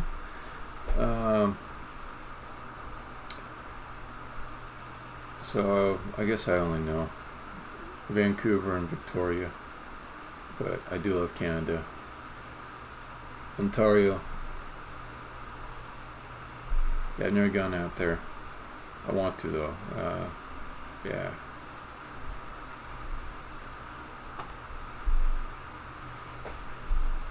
I took a vacation recently in Vancouver, Washington, and everyone kept going, "Oh, you're going up to Canada, aren't they locked down?" I go, yeah, it's the not as good Vancouver. It's the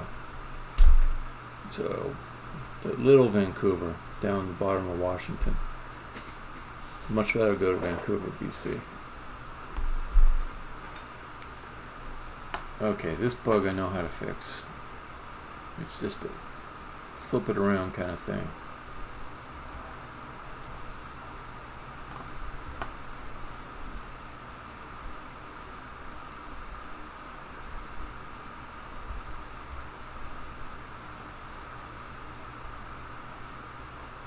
Why? Norman, weren't you working for the government back in the 90s too? Or is that later?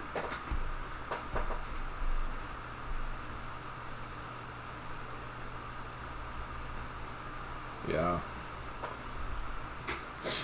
Everybody's vacations are just a pale portion of what they would have been.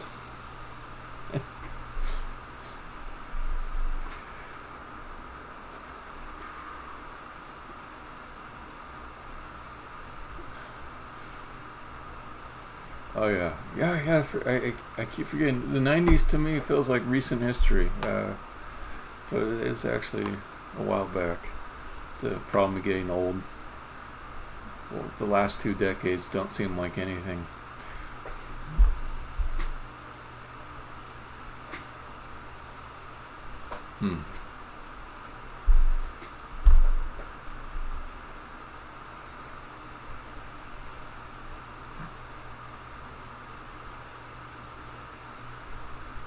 I figured that's what you meant.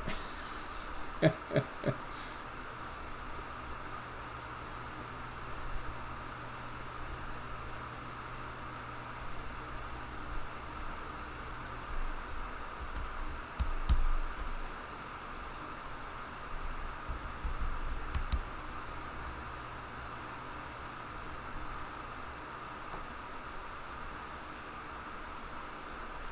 get this minus. Bam.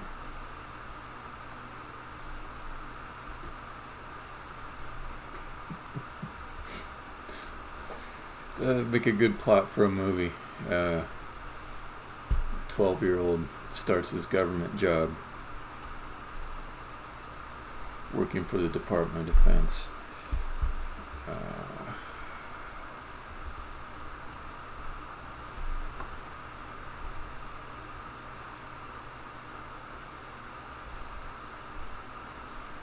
I have no idea what happened to the lighting. The ice looks weird. Really weird.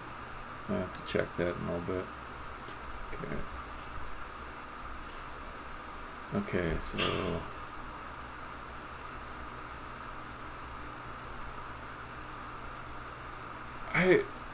I like it, but like I can't get excited about it.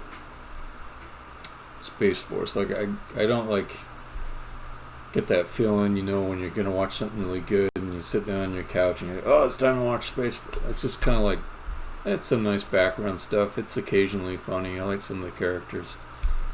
But,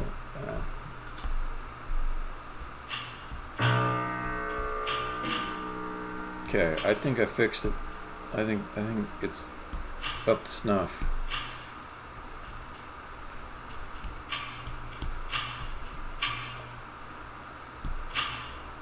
Oh, I haven't gotten to episode 8. I'll be on guard for that.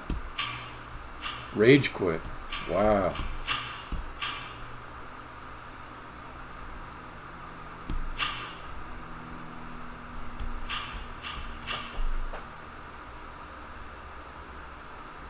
Yeah, I don't know if they will though. Like there's been such a asking for it for the longest time. Kind of like the quintessential example of some show that should be brought back. Yeah, I like Picard. It was kind of a sweet show. A little sentimental. Okay, that's good. I gotta figure out what happened to my ice. It looks like it doubled up on the game objects, maybe.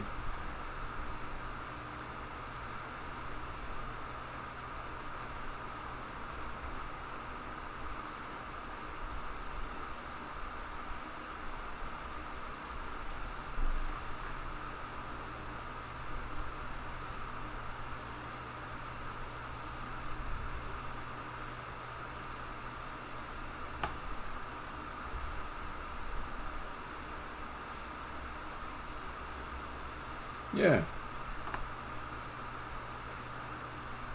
Maybe that happens when I do a recompile while it's still running. Maybe. I don't know.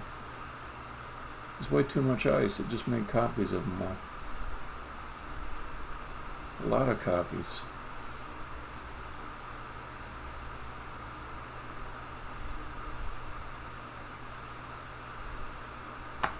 Alright.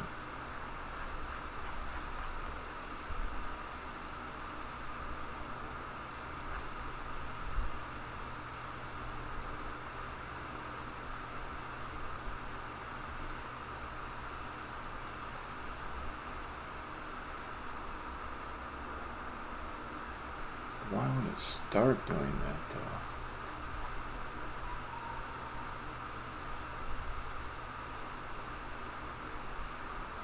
Yeah, I watched all the Red Dwarfs probably 3 times a piece or something like that.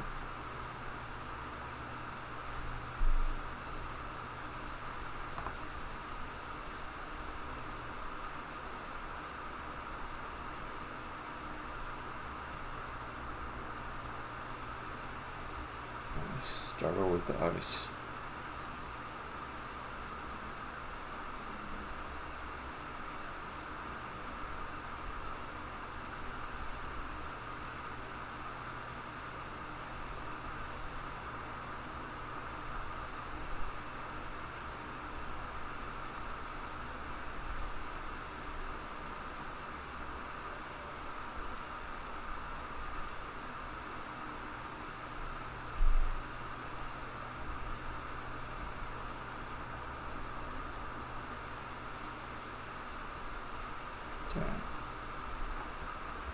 Not sure what happened with that ice. Let's make some more.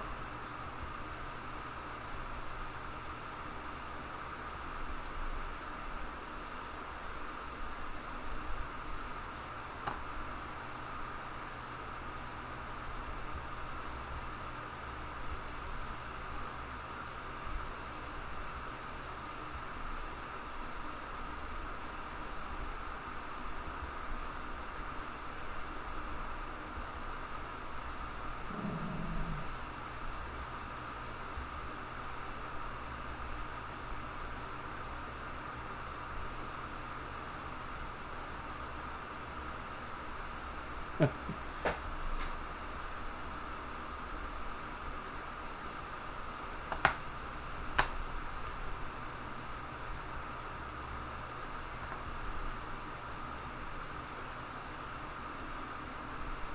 you like the one season of Red Dwarf where they were back with all of the old crew? It was later. It was like maybe the second to last or last.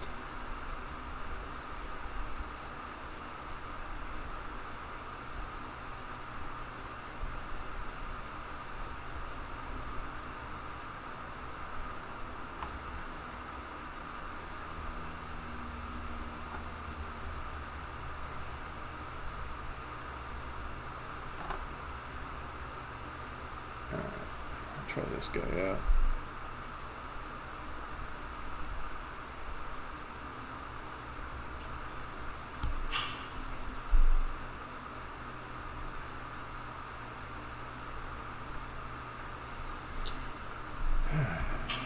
It's looking pretty good.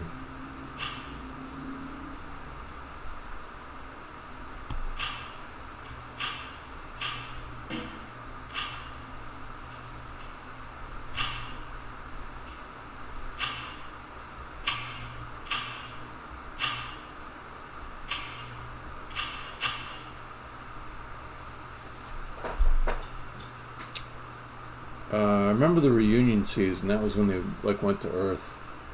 There was like another season where it was either like a prequel where it showed everything that led up to them getting sort of stranded, not stranded, but like alone in the middle of space, or it was some kind of simulation. I can't remember. But they had like all the old crew back there. There was like hundreds of people on the ship instead of just 4.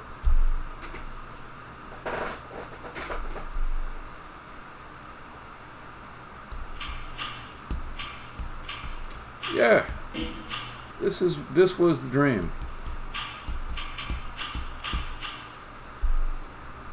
And I still got time on the clock, so I think I'm going to try to make the death icon, which would show like where it is that you're going to die.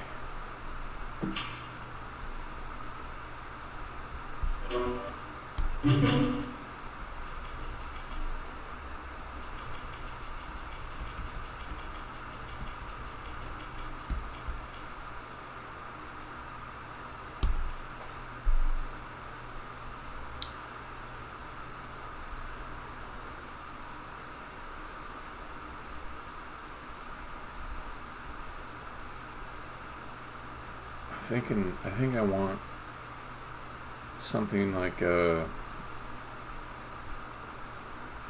skull.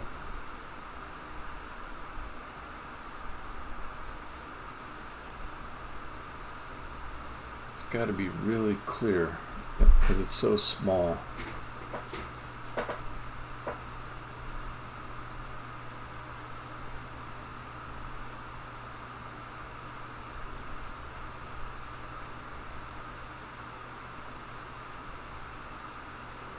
It's probably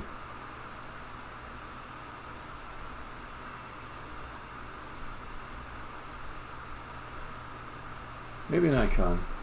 Maybe just like a flat icon that's raised a little bit. It's translucent, same color as this stuff here.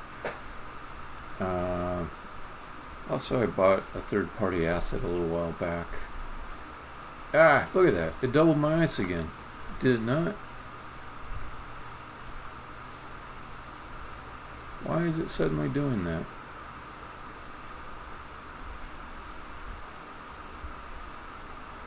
Okay. Just add this to the backlog.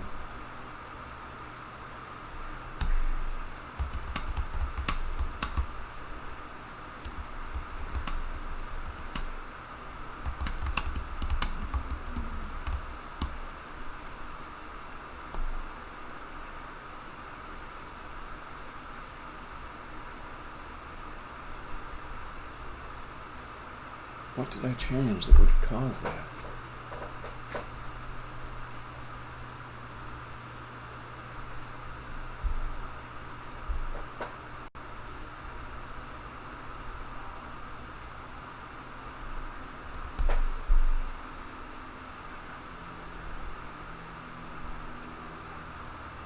Okay, there's something going on here. This is probably scene organization.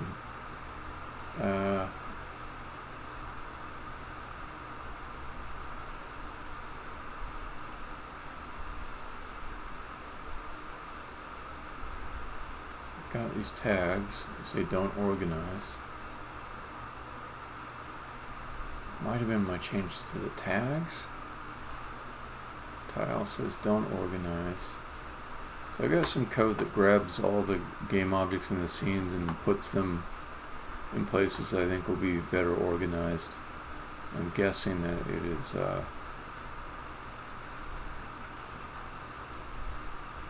kind of screwing this up. What happens if I delete these? Yeah, it goes back to normal.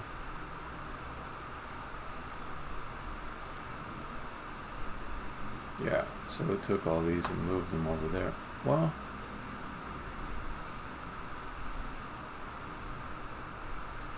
okay.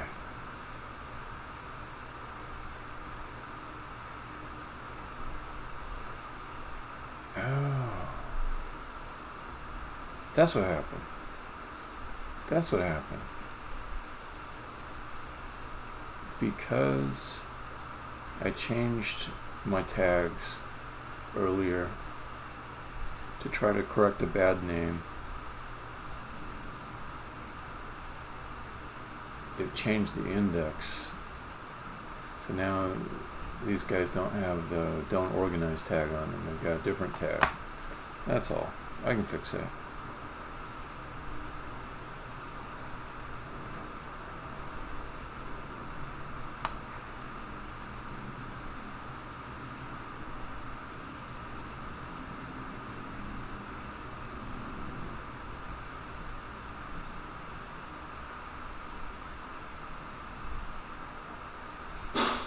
Ah.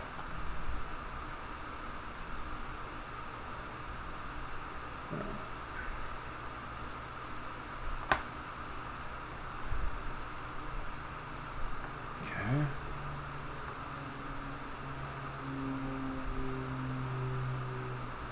So I think just get rid of all these guys.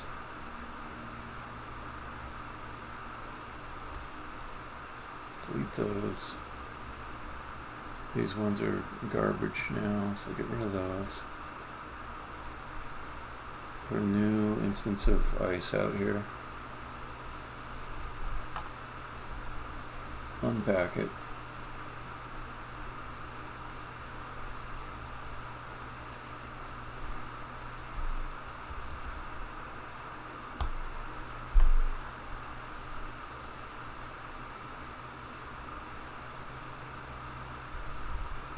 There must be some detritus laying around.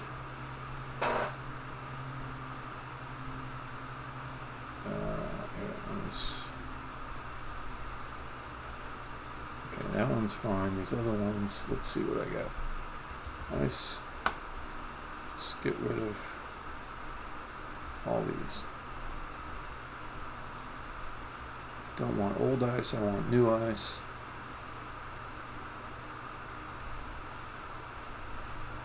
Yeah, that sounds right. I'd have to look it up, but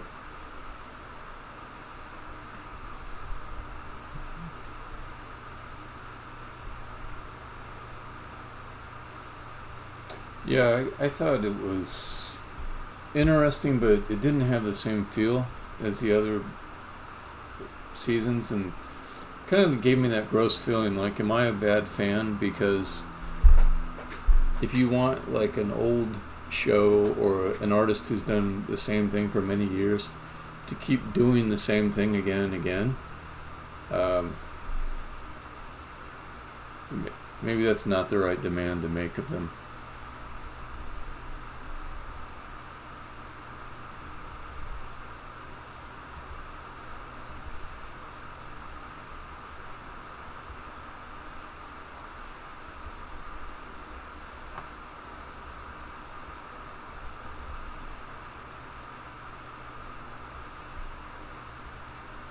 Alright, I don't need to go hog wild on this. I was just trying to prove to myself I don't have a larger problem.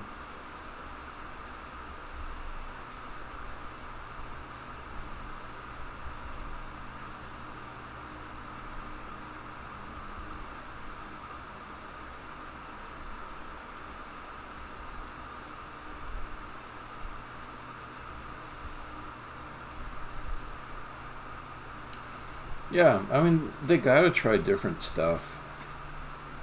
It just, it, in order to have some kind of creative integrity to be able to do anything fresh, they have to try different things. When you've been making that show for decades, and you gotta write some more scripts and new situations for the actors and everything, it's just, it can't be blamed if they have a few misses. But overall, like, it was all extremely entertaining. I don't know if they're ever going to do any more. It seems like they've given a good long run. I'm not sure if all the original actors are alive. It was another British show I liked a lot, not science fiction, but it's called Peep Show. And it was about two, I don't know if you've seen it, if you've already seen it, it's annoying for me to explain it, but it's about two kind of 20-something dudes living the singles life, being a little bit immature, and then you keep watching them and the actors get older and older, and after a while it seems a little bit gross if they're still, like, the same characters, that they haven't moved on in some way. Yeah.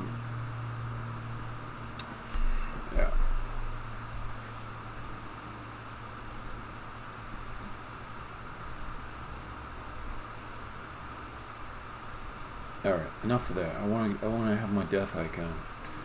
I think I fixed that.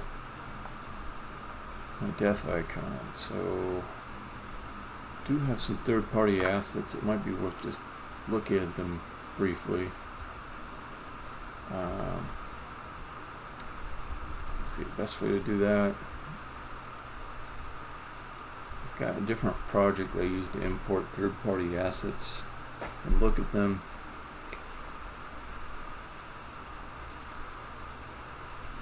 Oh yeah. Wait, are they going to use the same actors? That's going to be weird if they use those same two, Keanu and the other guy whose name I'll never remember. Skip version. Can't see.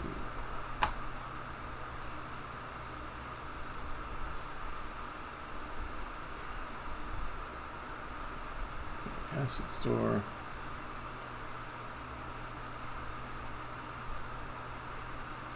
I have bought a ridiculous amount of assets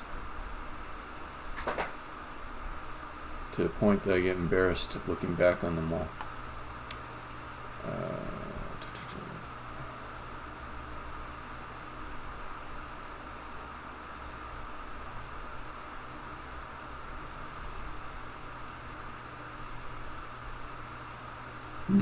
Yeah. That's the guy. Well, I don't know what happened to him. He must have moments where he's like, Keanu got so big, and what happened to my career? I don't know. Maybe he's a very mature, well-rounded, stable character.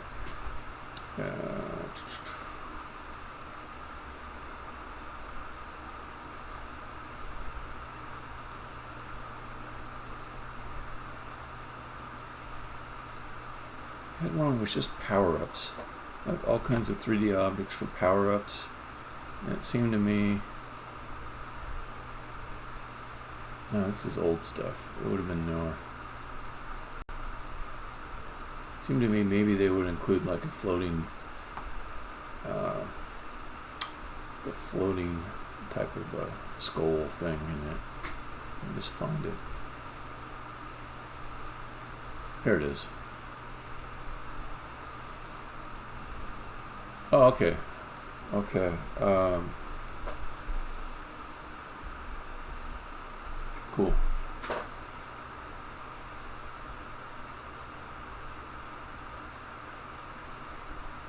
This would be it.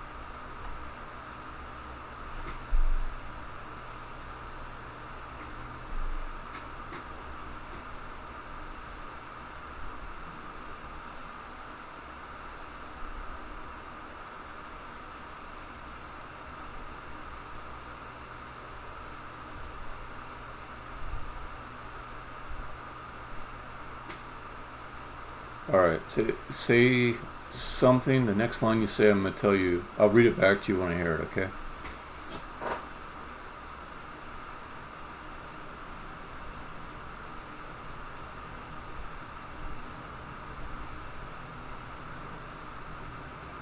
Better back down to 6. I said that pretty quickly after I saw it. Maybe 2-second delay. Okay. Let's take a look.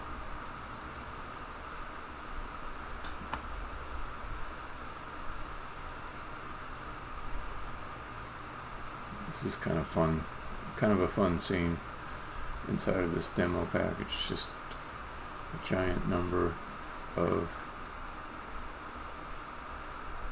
different power-up items. It's like being in a little store. You can see all the things you can have for yourself. See if there's anything that looks like a skull or death warning.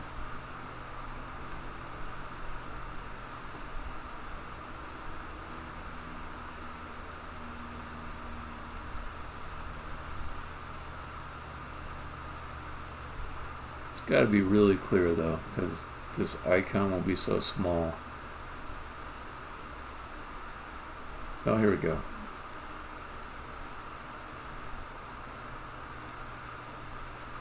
I could take one of these guys.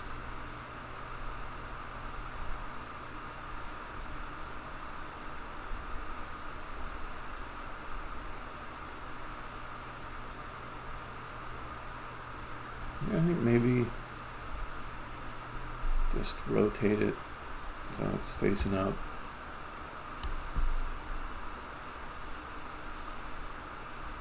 And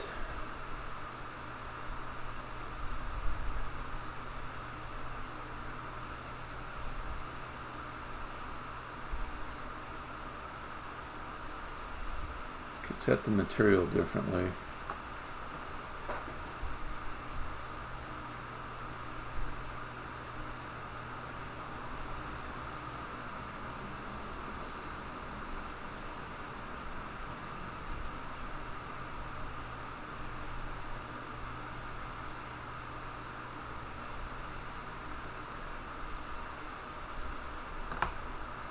Let me bring this in and try it. Let's see what it looks like. It's definitely easy for me to try it. Okay, so what's it called? Skull white. So if I go to my meshes, I'll need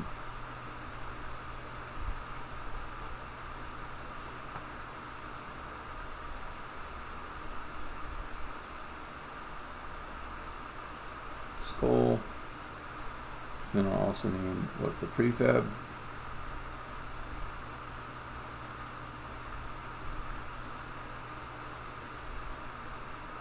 try not to just import the whole friggin' package. It's just creates a lot of clutter in the project. Player build will not include it, but I just don't want all the extra materials. I definitely don't want scripts compiling unless I really need them for something. Okay, so materials, skull, prefab skull, mesh skull, textures. Maybe? No, that's not it. Yeah, I'll need the texture too, and the normal map. Okay, got it.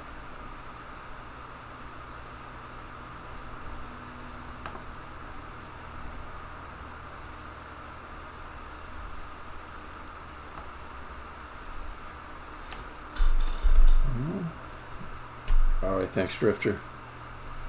Always a pleasure.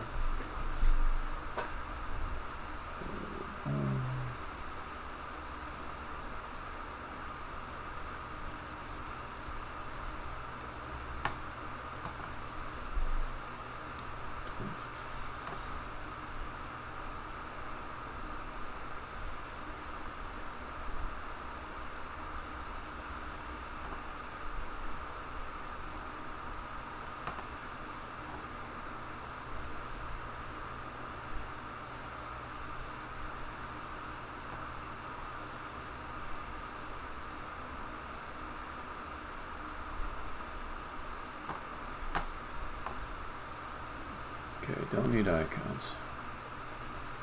Okay, don't need most of this.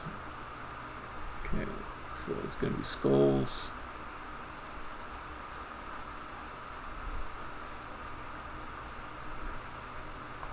I think I'll just go with red, white. That seemed to be working before. Meshes, I'll need the skull. Oh wait, there's more materials underneath here?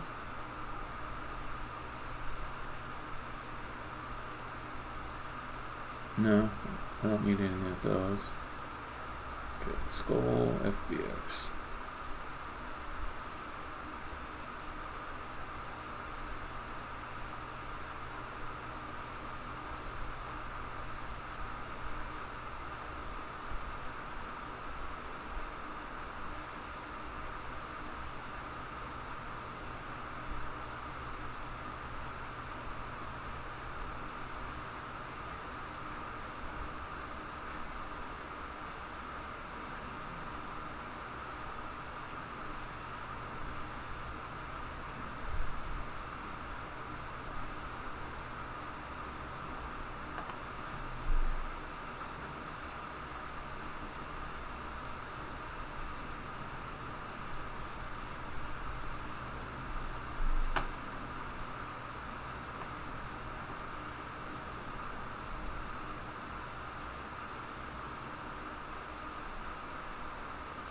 Alright, let me see what this looks like.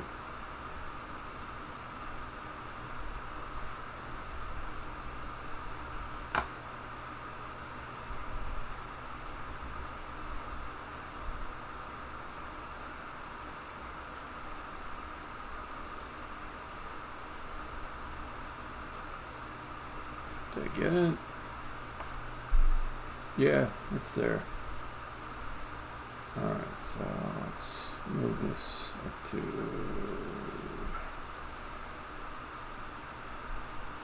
It's just tiny, tiny, tiny. So little, so cute. Okay. There we go. Rotate it. Not that way. This way.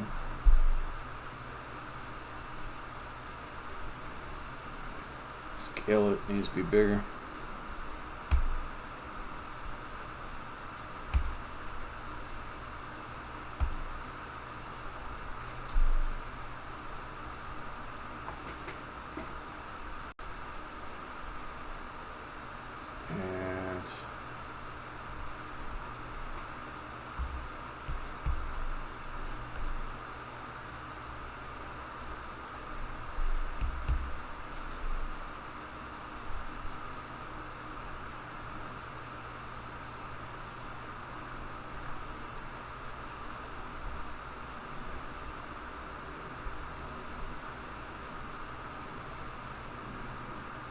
Just come up a little.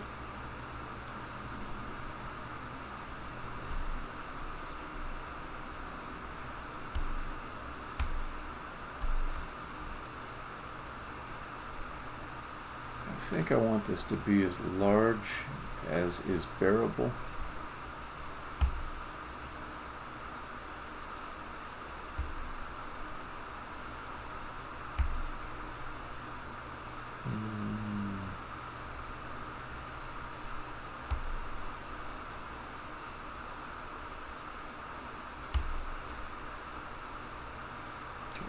So that's one version of it. It doesn't look bad.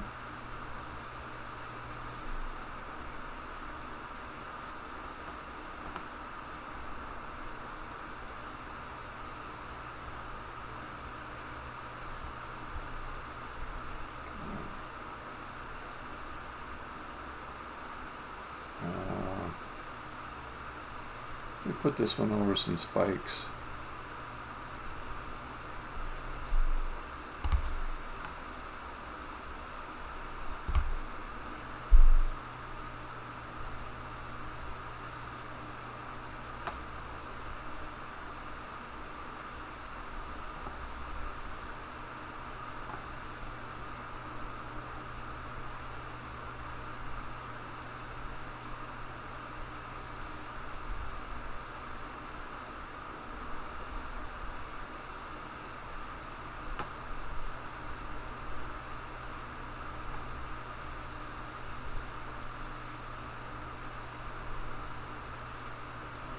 Okay.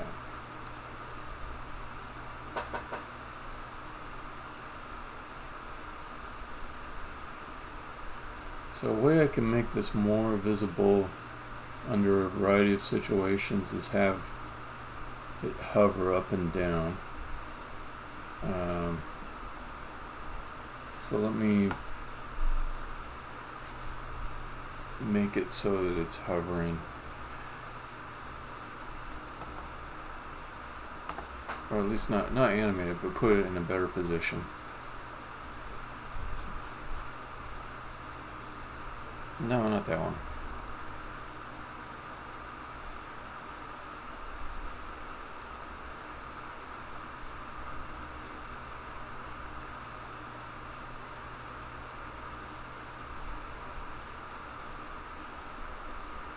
Okay, the other thing I'm almost certain I want is for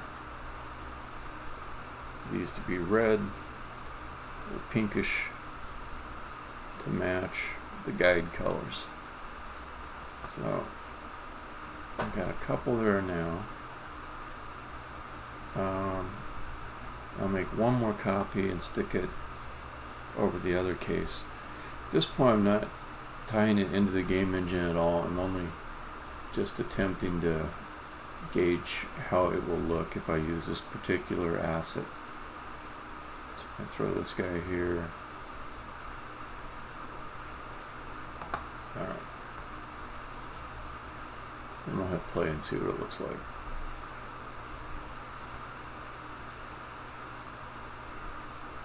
Oh, shit. It's already got a rotating script on it. Well, that's interesting. Not necessarily bad. Alright, hold on. Let me maximize this just to get the best view of it.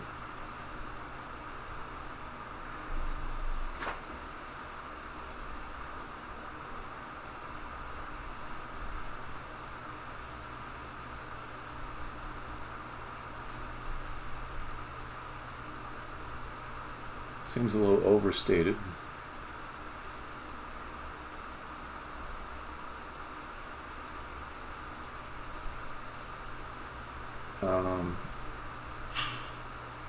Unlike my walk guides,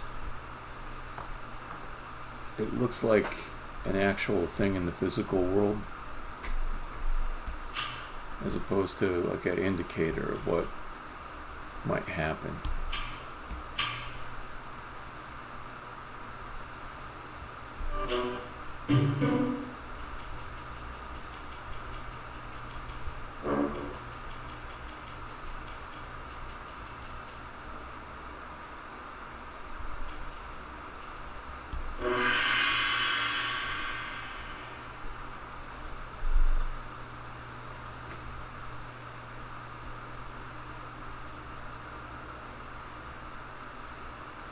Like, it looks kind of neat, but I think it's having the wrong effect.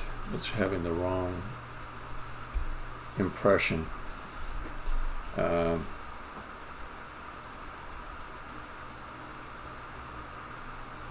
could fix that maybe just by changing its material. So if I change the material to be something that's translucent, a side effect of that is I won't have outlines around it. The bad thing is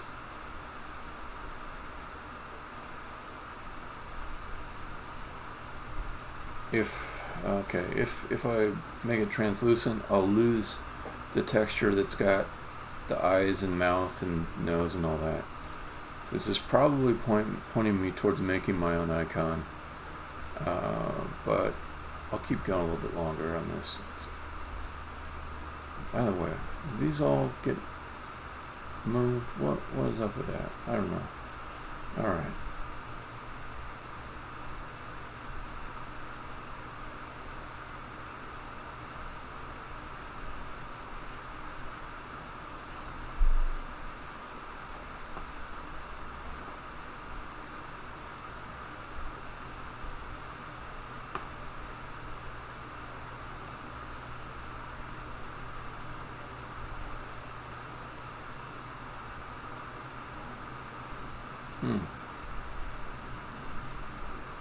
I don't have to lose my texture necessarily.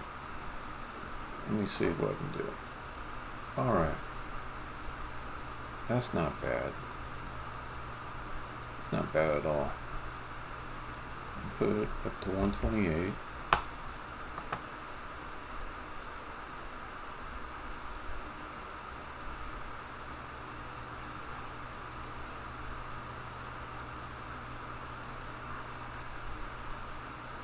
Okay, let me try this again.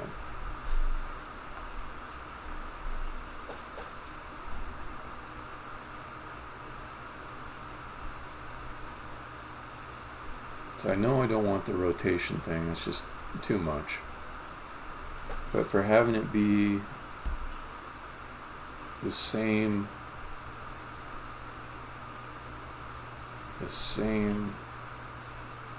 look as the walk guide squares is not bad.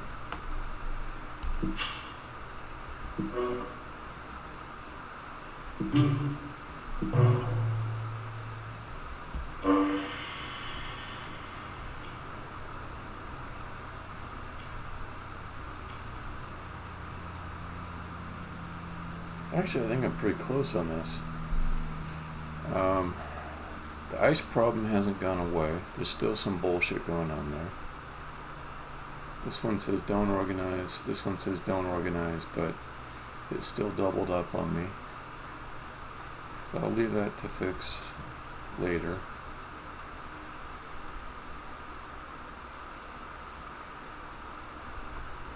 Okay, these guys, their script, I'll want to change.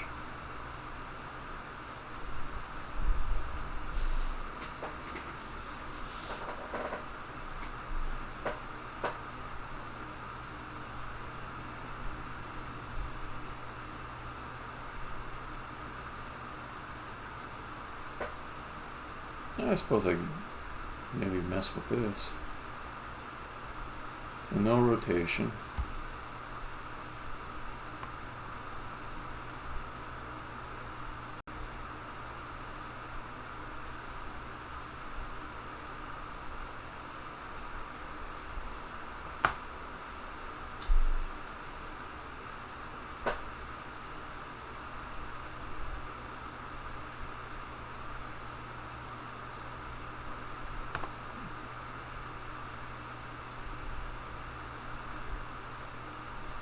So I don't want to cast shadows.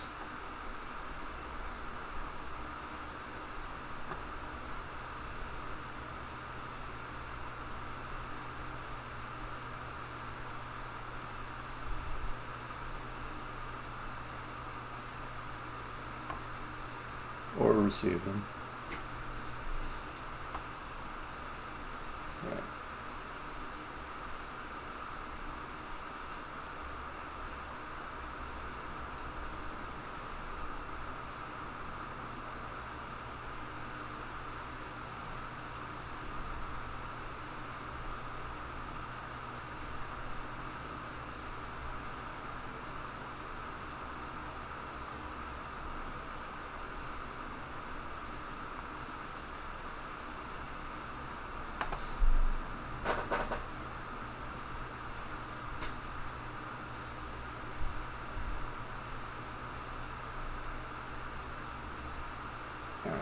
start getting this into shape to be some kind of usable game object. Move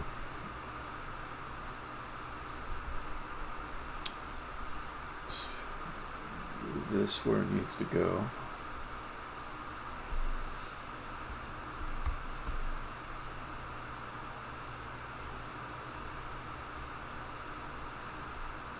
Start it. Oops. 3.5. This is 8.5. Okay. So that looks not bad.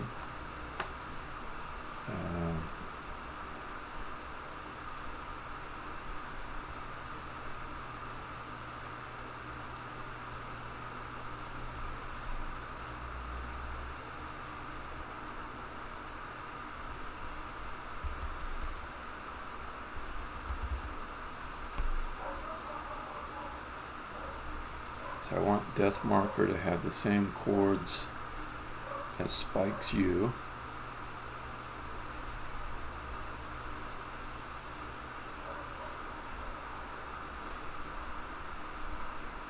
Paste.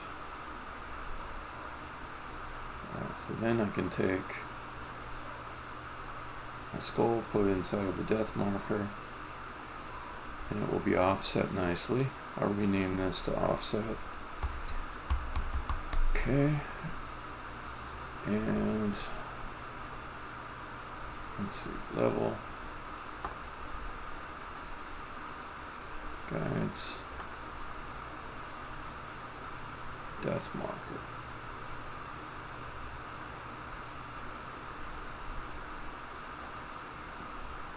Okay.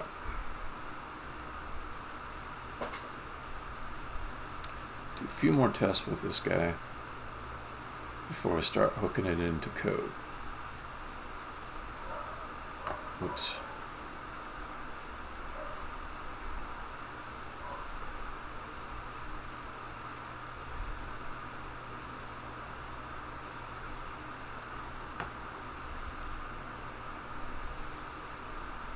I'll put it in some of the locations that I want to check to see what it looks like.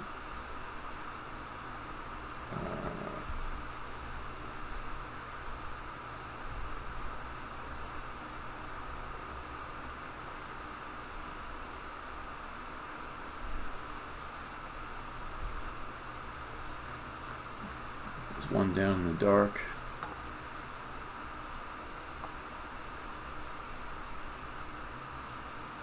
Alright. Is that right? Yeah, that's right. Okay.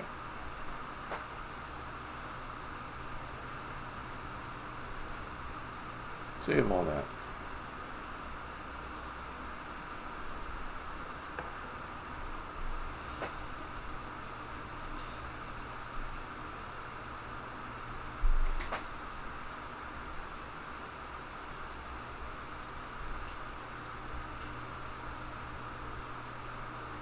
Oh shit, I got this at a weird scale. There we go. Back to normal.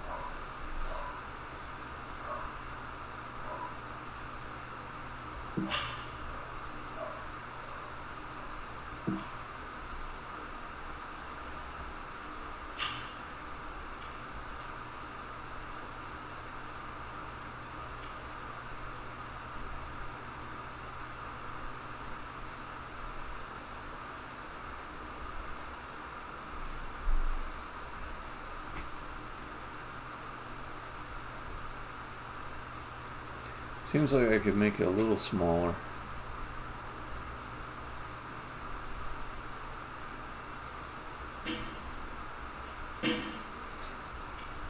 Feels a little like I'm playing with two problems here to solve. One is I want the Death Marker to be kind of clear what it is. Another one is I don't want it to obscure the thing underneath of it. So maybe I could set the transparency up a little bit on it. Let's go see what these other ones look like.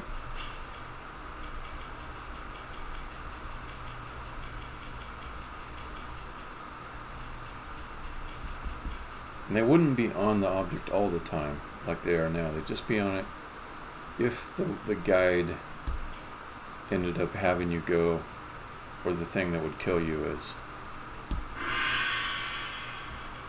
So far down below, it's not bad. And if you're used to seeing those in other places, your eye would notice it as fitting a pattern. When it's closer like this, it's pretty clear. Pretty clear. Let's go check the last one that was in the dark, and it's extremely visible. Which is maybe good because it's dark and you might trip and hurt yourself.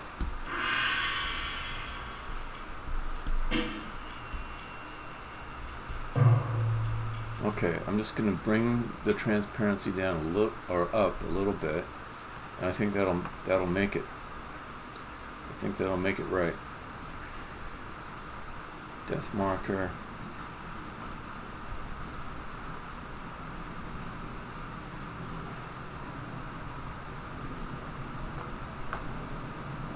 Let's put it down maybe to 112, let's say. Okay.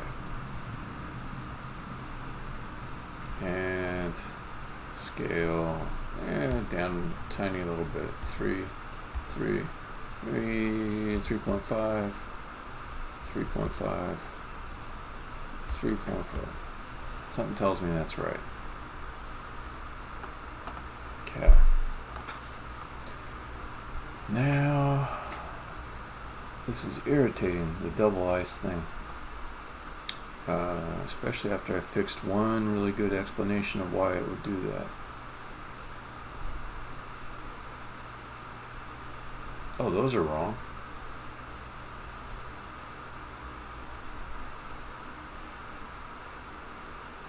Okay, so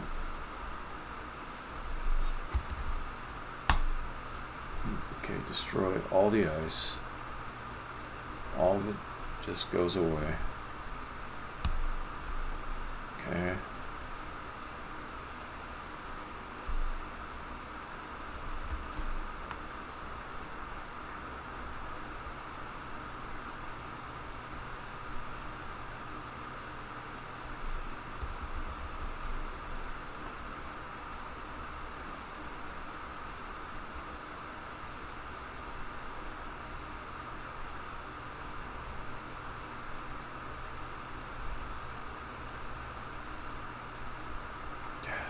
Really annoying.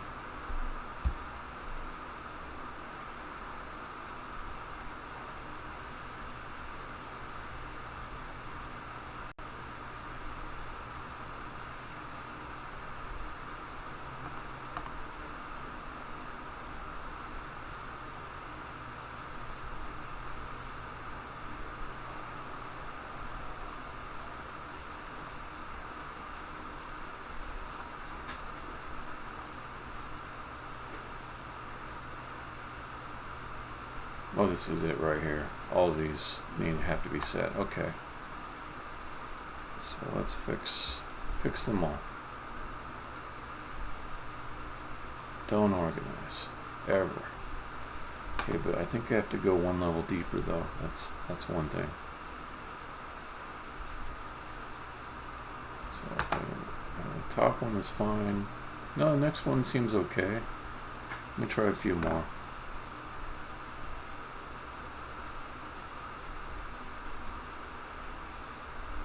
Okay, that seems alright.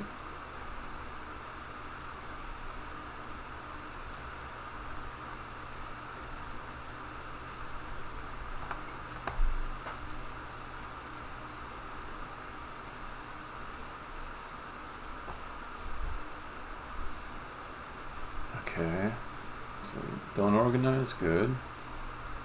Offset, don't organize, good. Okay.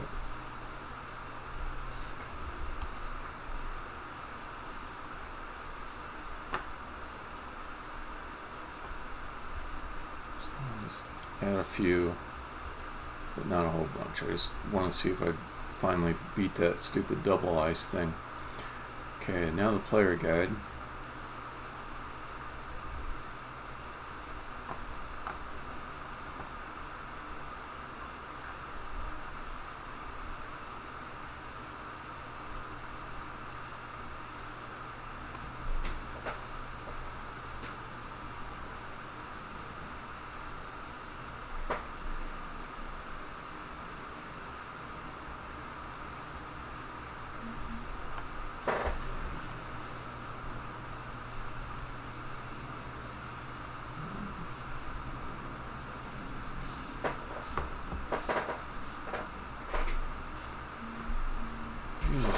What?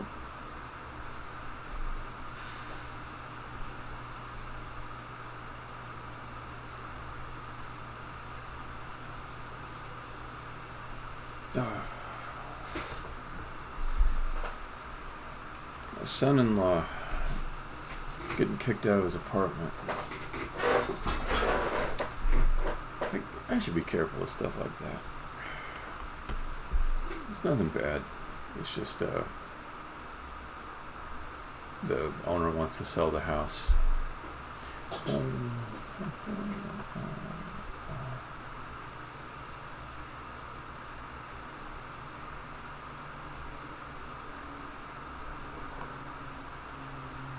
Okay, so the guide.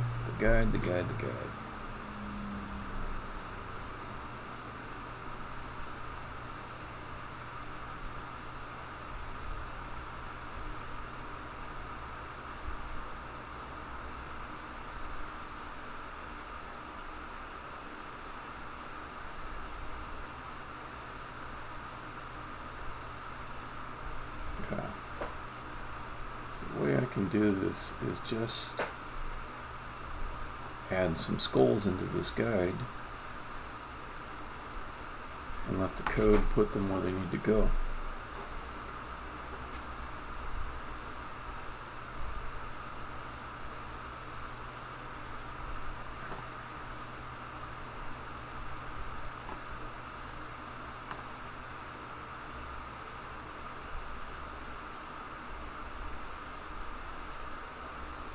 Can I put them in here? I think I can.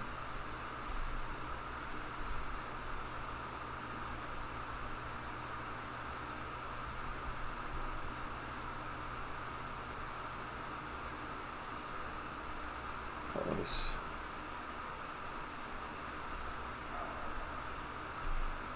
north, death.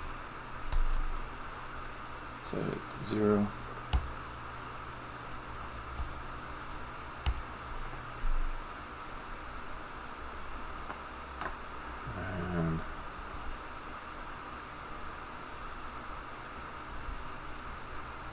Turn the offset off.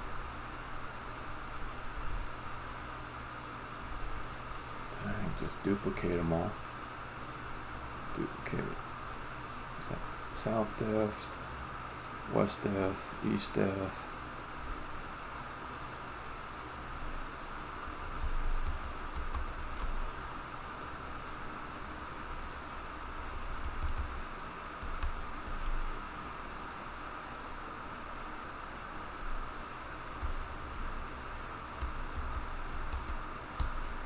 Okay. So if I've got that, then I can go write some code that makes it happen. Should be pretty similar to the other code I've got. Be rid of this.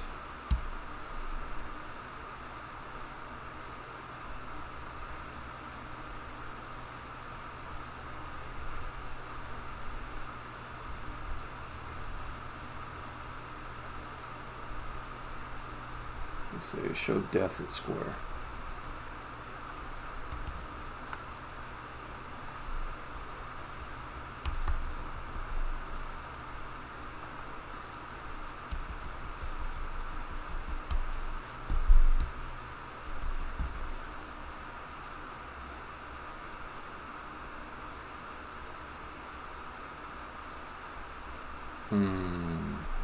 Not quite.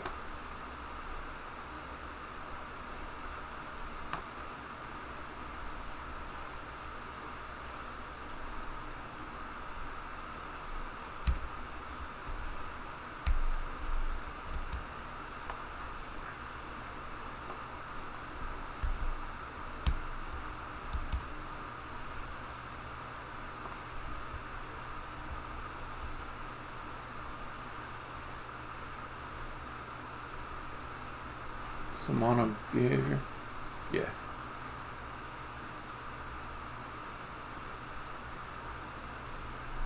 Def mark.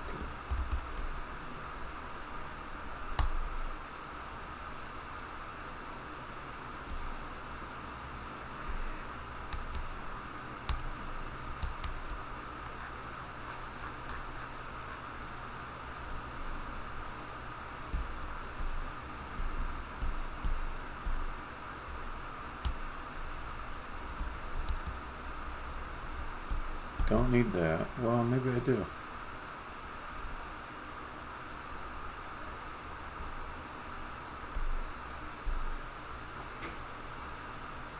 Don't need that. I don't think I need any editor code.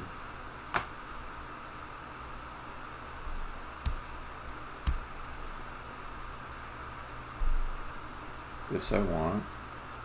This I don't.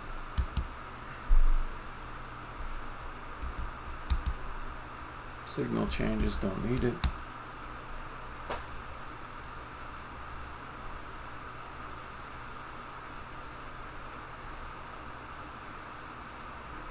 Don't need this.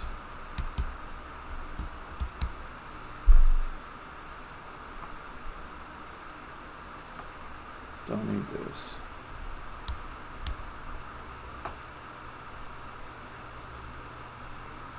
Show depth at square.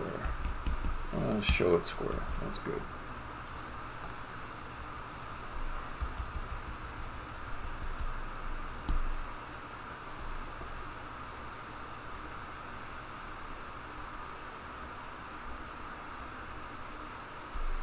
What is the state used for? Anything?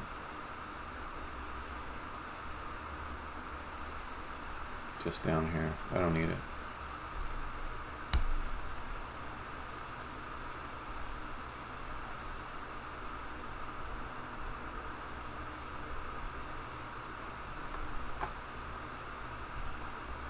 Don't know that I need this either.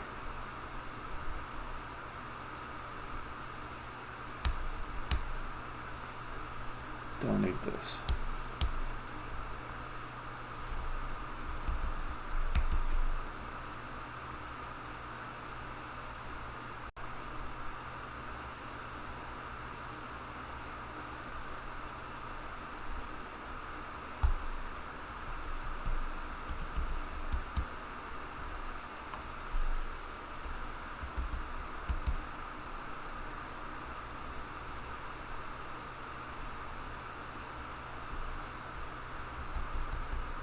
Pretty simple. Although, actually, I will track state, because instead of using that built-in script for updating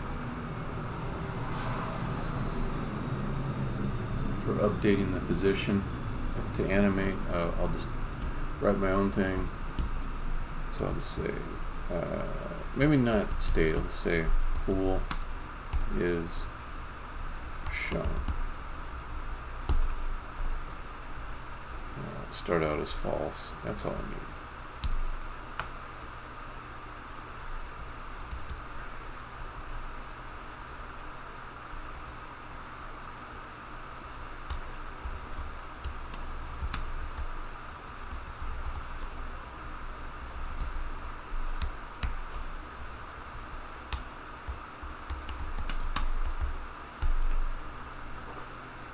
Okay. And this one was just real simple. It won't even be as fancy as the other one. Void update.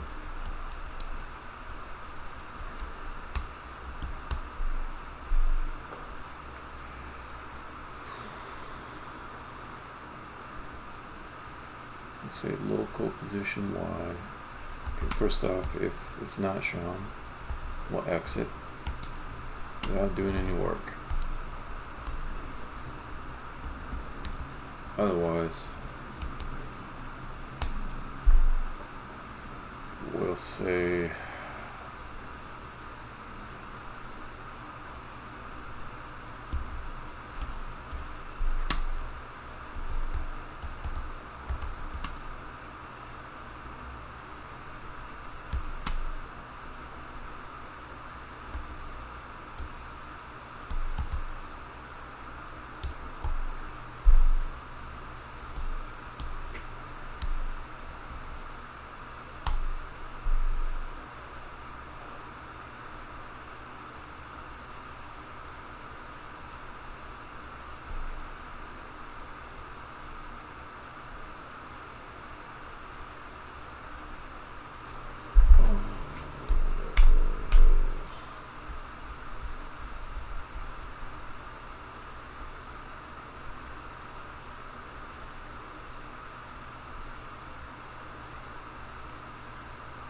You know, I don't have to change the position of this. I can just change the position of the offset.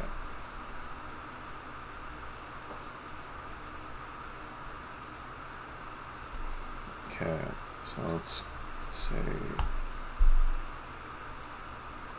float original offset plot.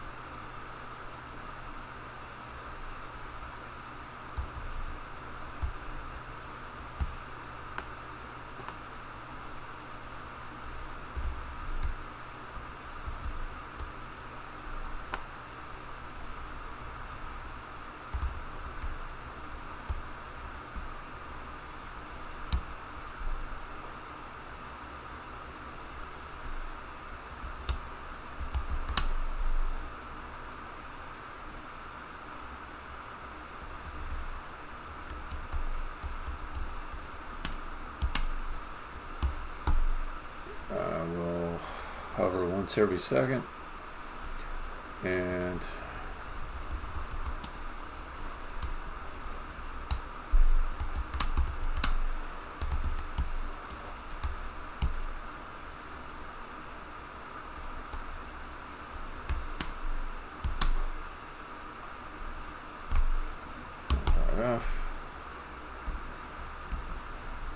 so let's do hover min equals might as well set these one time.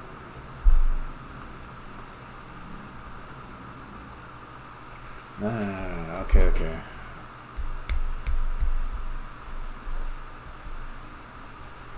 It's gotta go in a cycle, so it's not a single lerp.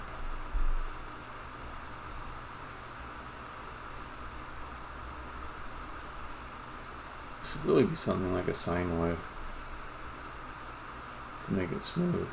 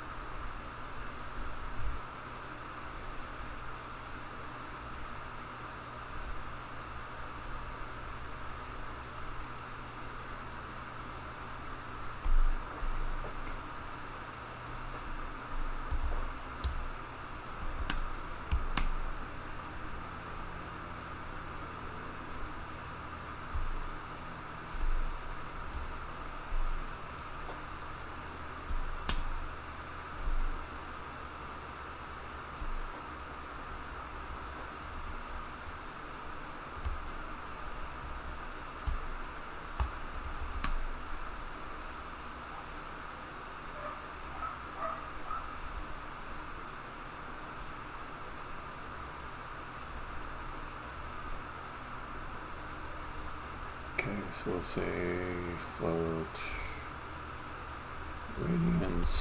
radians equals time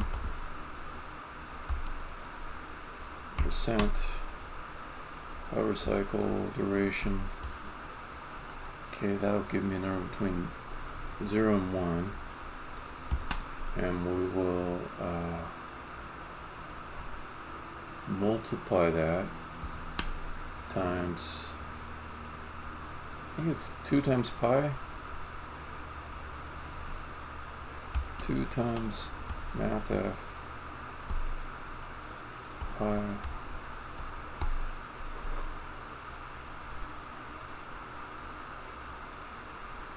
I think that's it. Okay. So we say multiply the radians times sin, and you are expecting radians, right? Yep, we are.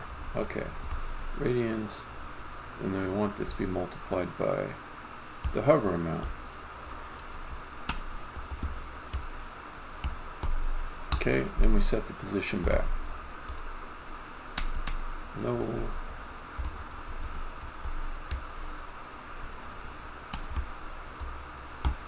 Okay. So I should probably do it.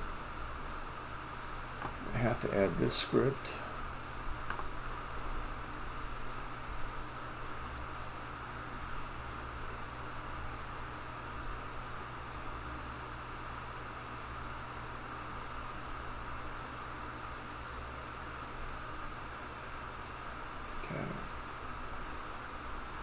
There I'll get a float between 0 and 1, multiply it by 2 times pi. This should give me a radian. It goes from 0 to 2 pi. When passed to sine, it will say at the beginning of it, it will be, I don't know if it starts at -1 and ends at -1, but it'll be like, say it starts at -1, then it's -1, then towards the middle it'll go to 0, and towards the end it'll go back to -1, and that's like -1,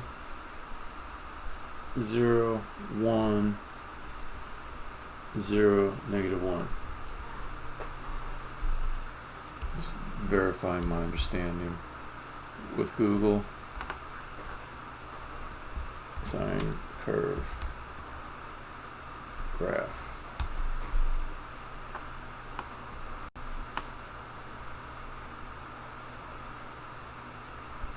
Alright, so at 0, it's at 0 actually.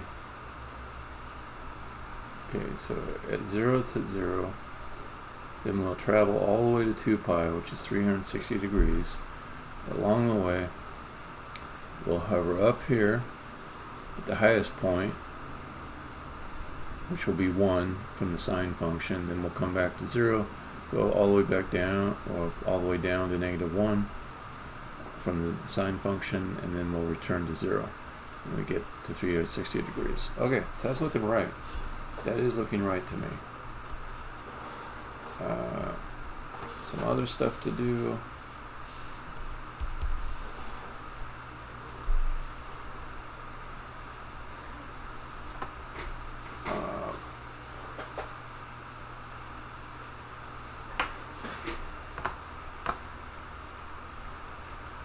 Take this guy, and I'm gonna disable it for now.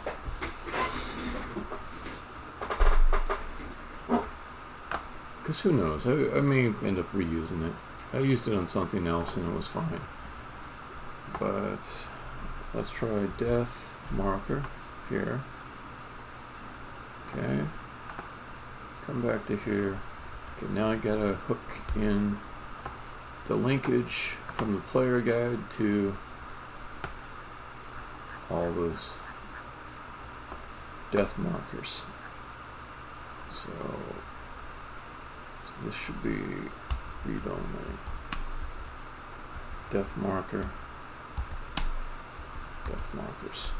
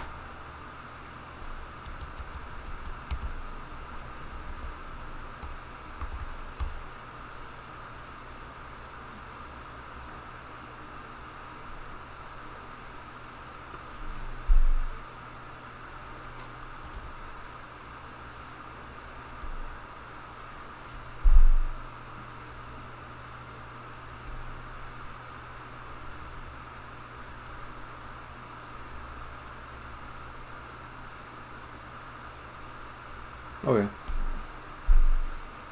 And we say Death marker transform. Get a component. Death marker. You shall return a death marker. Okay.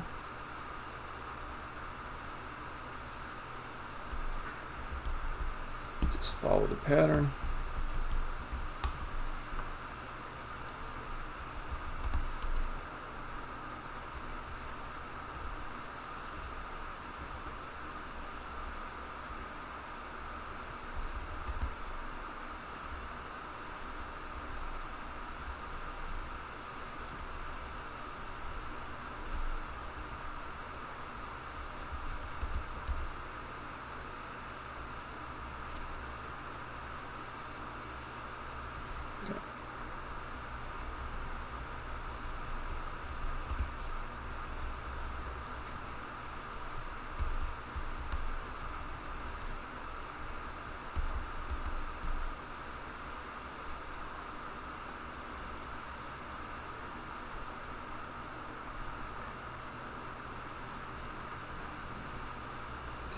We need hide death markers.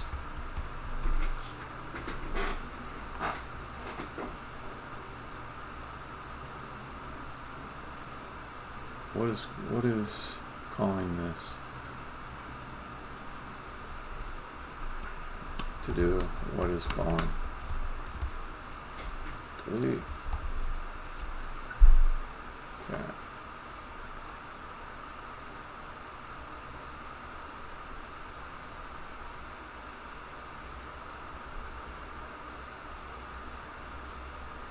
Show walk squares and death markers.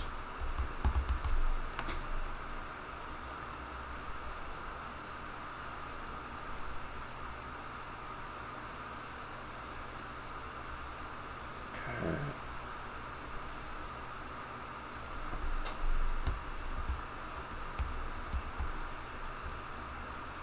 If analysis, did player die?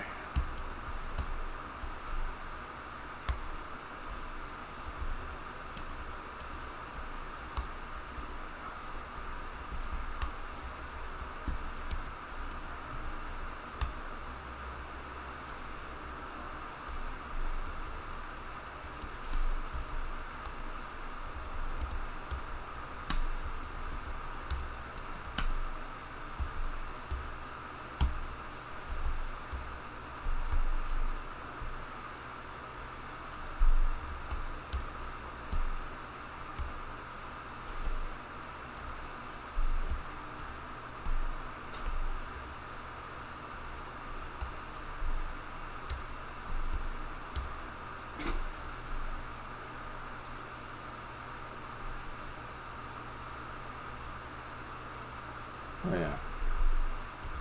Yes, close RH. Okay.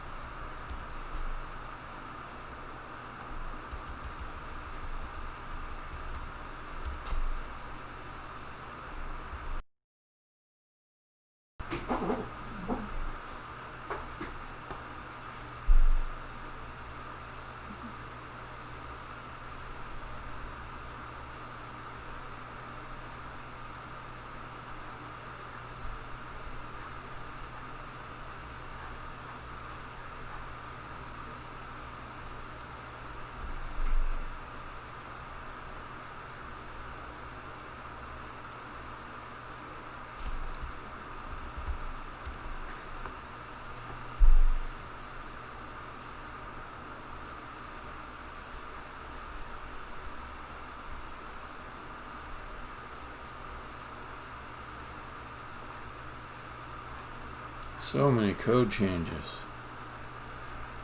Okay,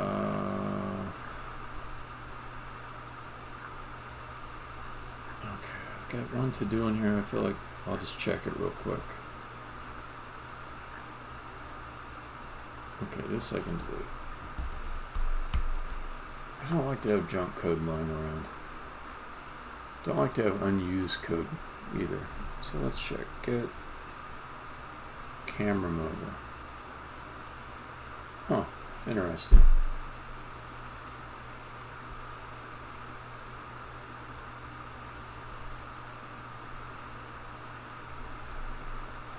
What am I using that for?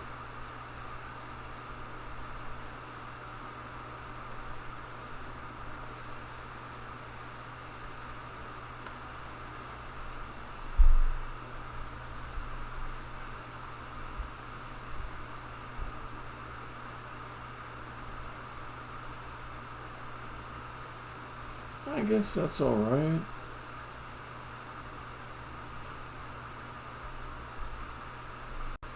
Not really, though.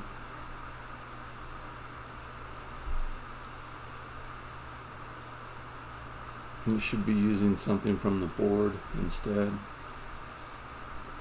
Let's just get walk square height. Let me see. All right. You know, I'll come back to that. That one does not hurt anybody, and it's not going to be like something I can finish real fast. So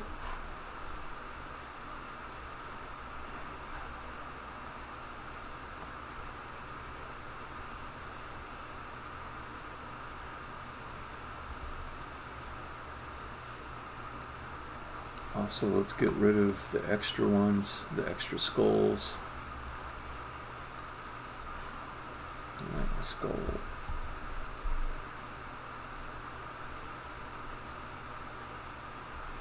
Death.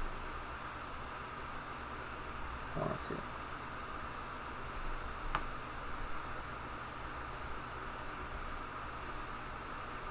Delete that. Alright. Save.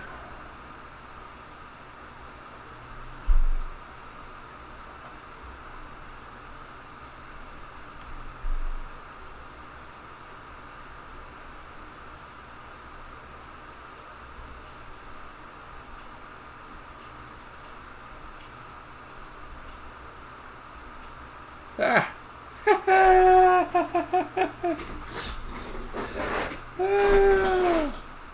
First try. The only thing is just like it's a little too manic. I can make it not hover so in a freaky way like that, but there it is again.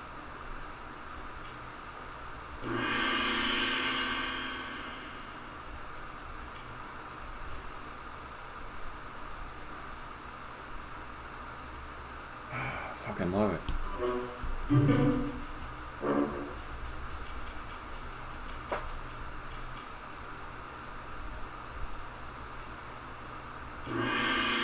It's like I know what I'm doing.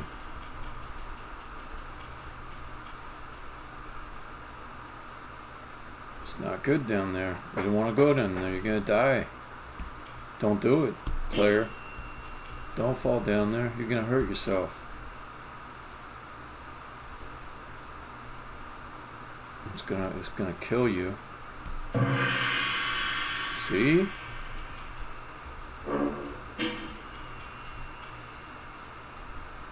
Okay, let's just make it not quite as crazy. I think the main thing there is the duration, but I can also make it not go quite so high and low. But that was a nice little reward there. It's making me feel pretty good. I got it done pretty fast. Death marker, where are you at? So let's just make this be just 4 times as long, and let's go half as high. See what that looks like. while I'm at it, let's get rid of the script I disabled. This guy here, not a bad script, but I err on the side of not including third-party code. What else was there? Oh yeah, prefab this baby.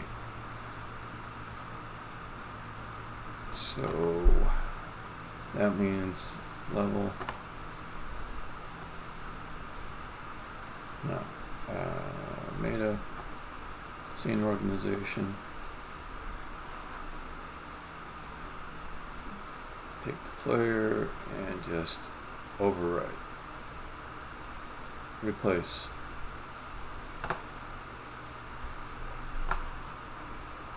Okay, save everything. Go.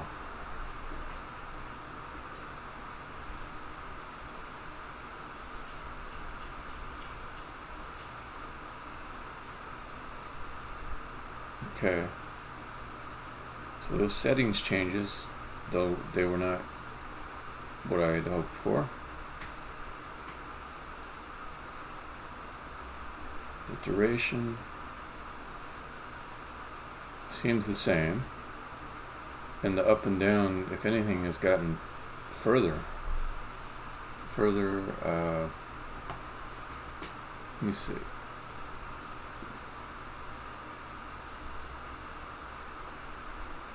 Make sure I don't have that other script running. I don't see it. I don't see it.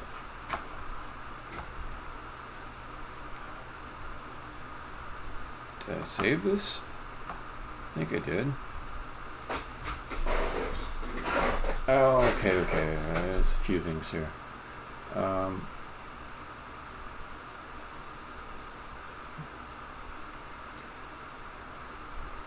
So it's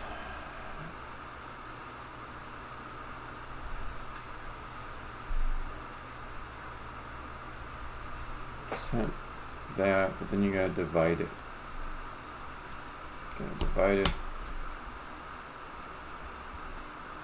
by the duration. So this gives me a number between 0 and 4, but I need it to be, let me just make it a little more readable. Float.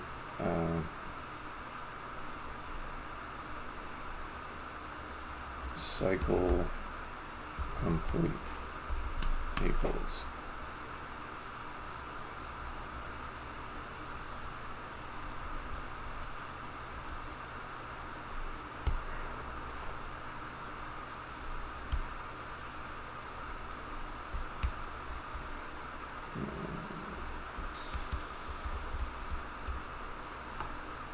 Good chance this fixes it.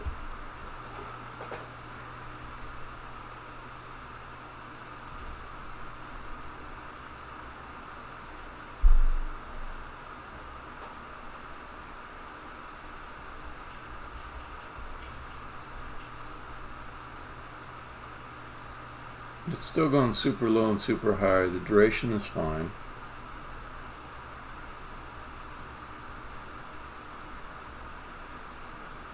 Duration is what I wanted.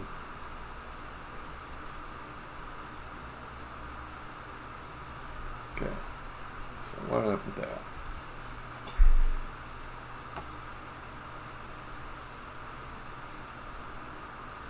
So this is the original offset Y.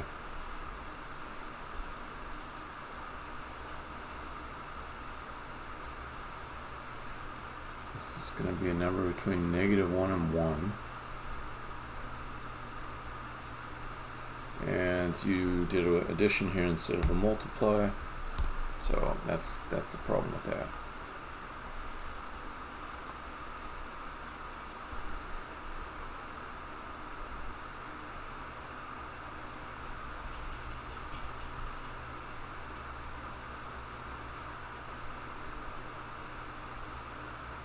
Okay, that's it.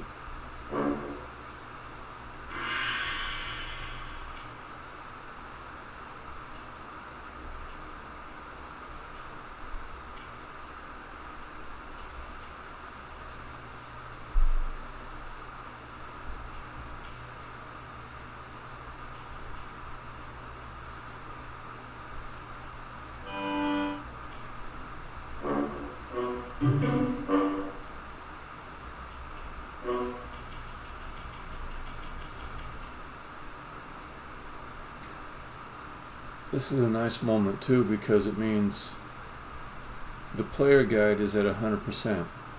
Meaning there's no asterisk next to it. There's no thing I gotta do later to ship it.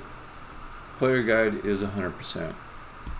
And it's adding it to the done pile. I might still tweak it in the future, but I got it. It's working. It's not just working, it's looking as I ultimately intended it to. So that is real nice for me.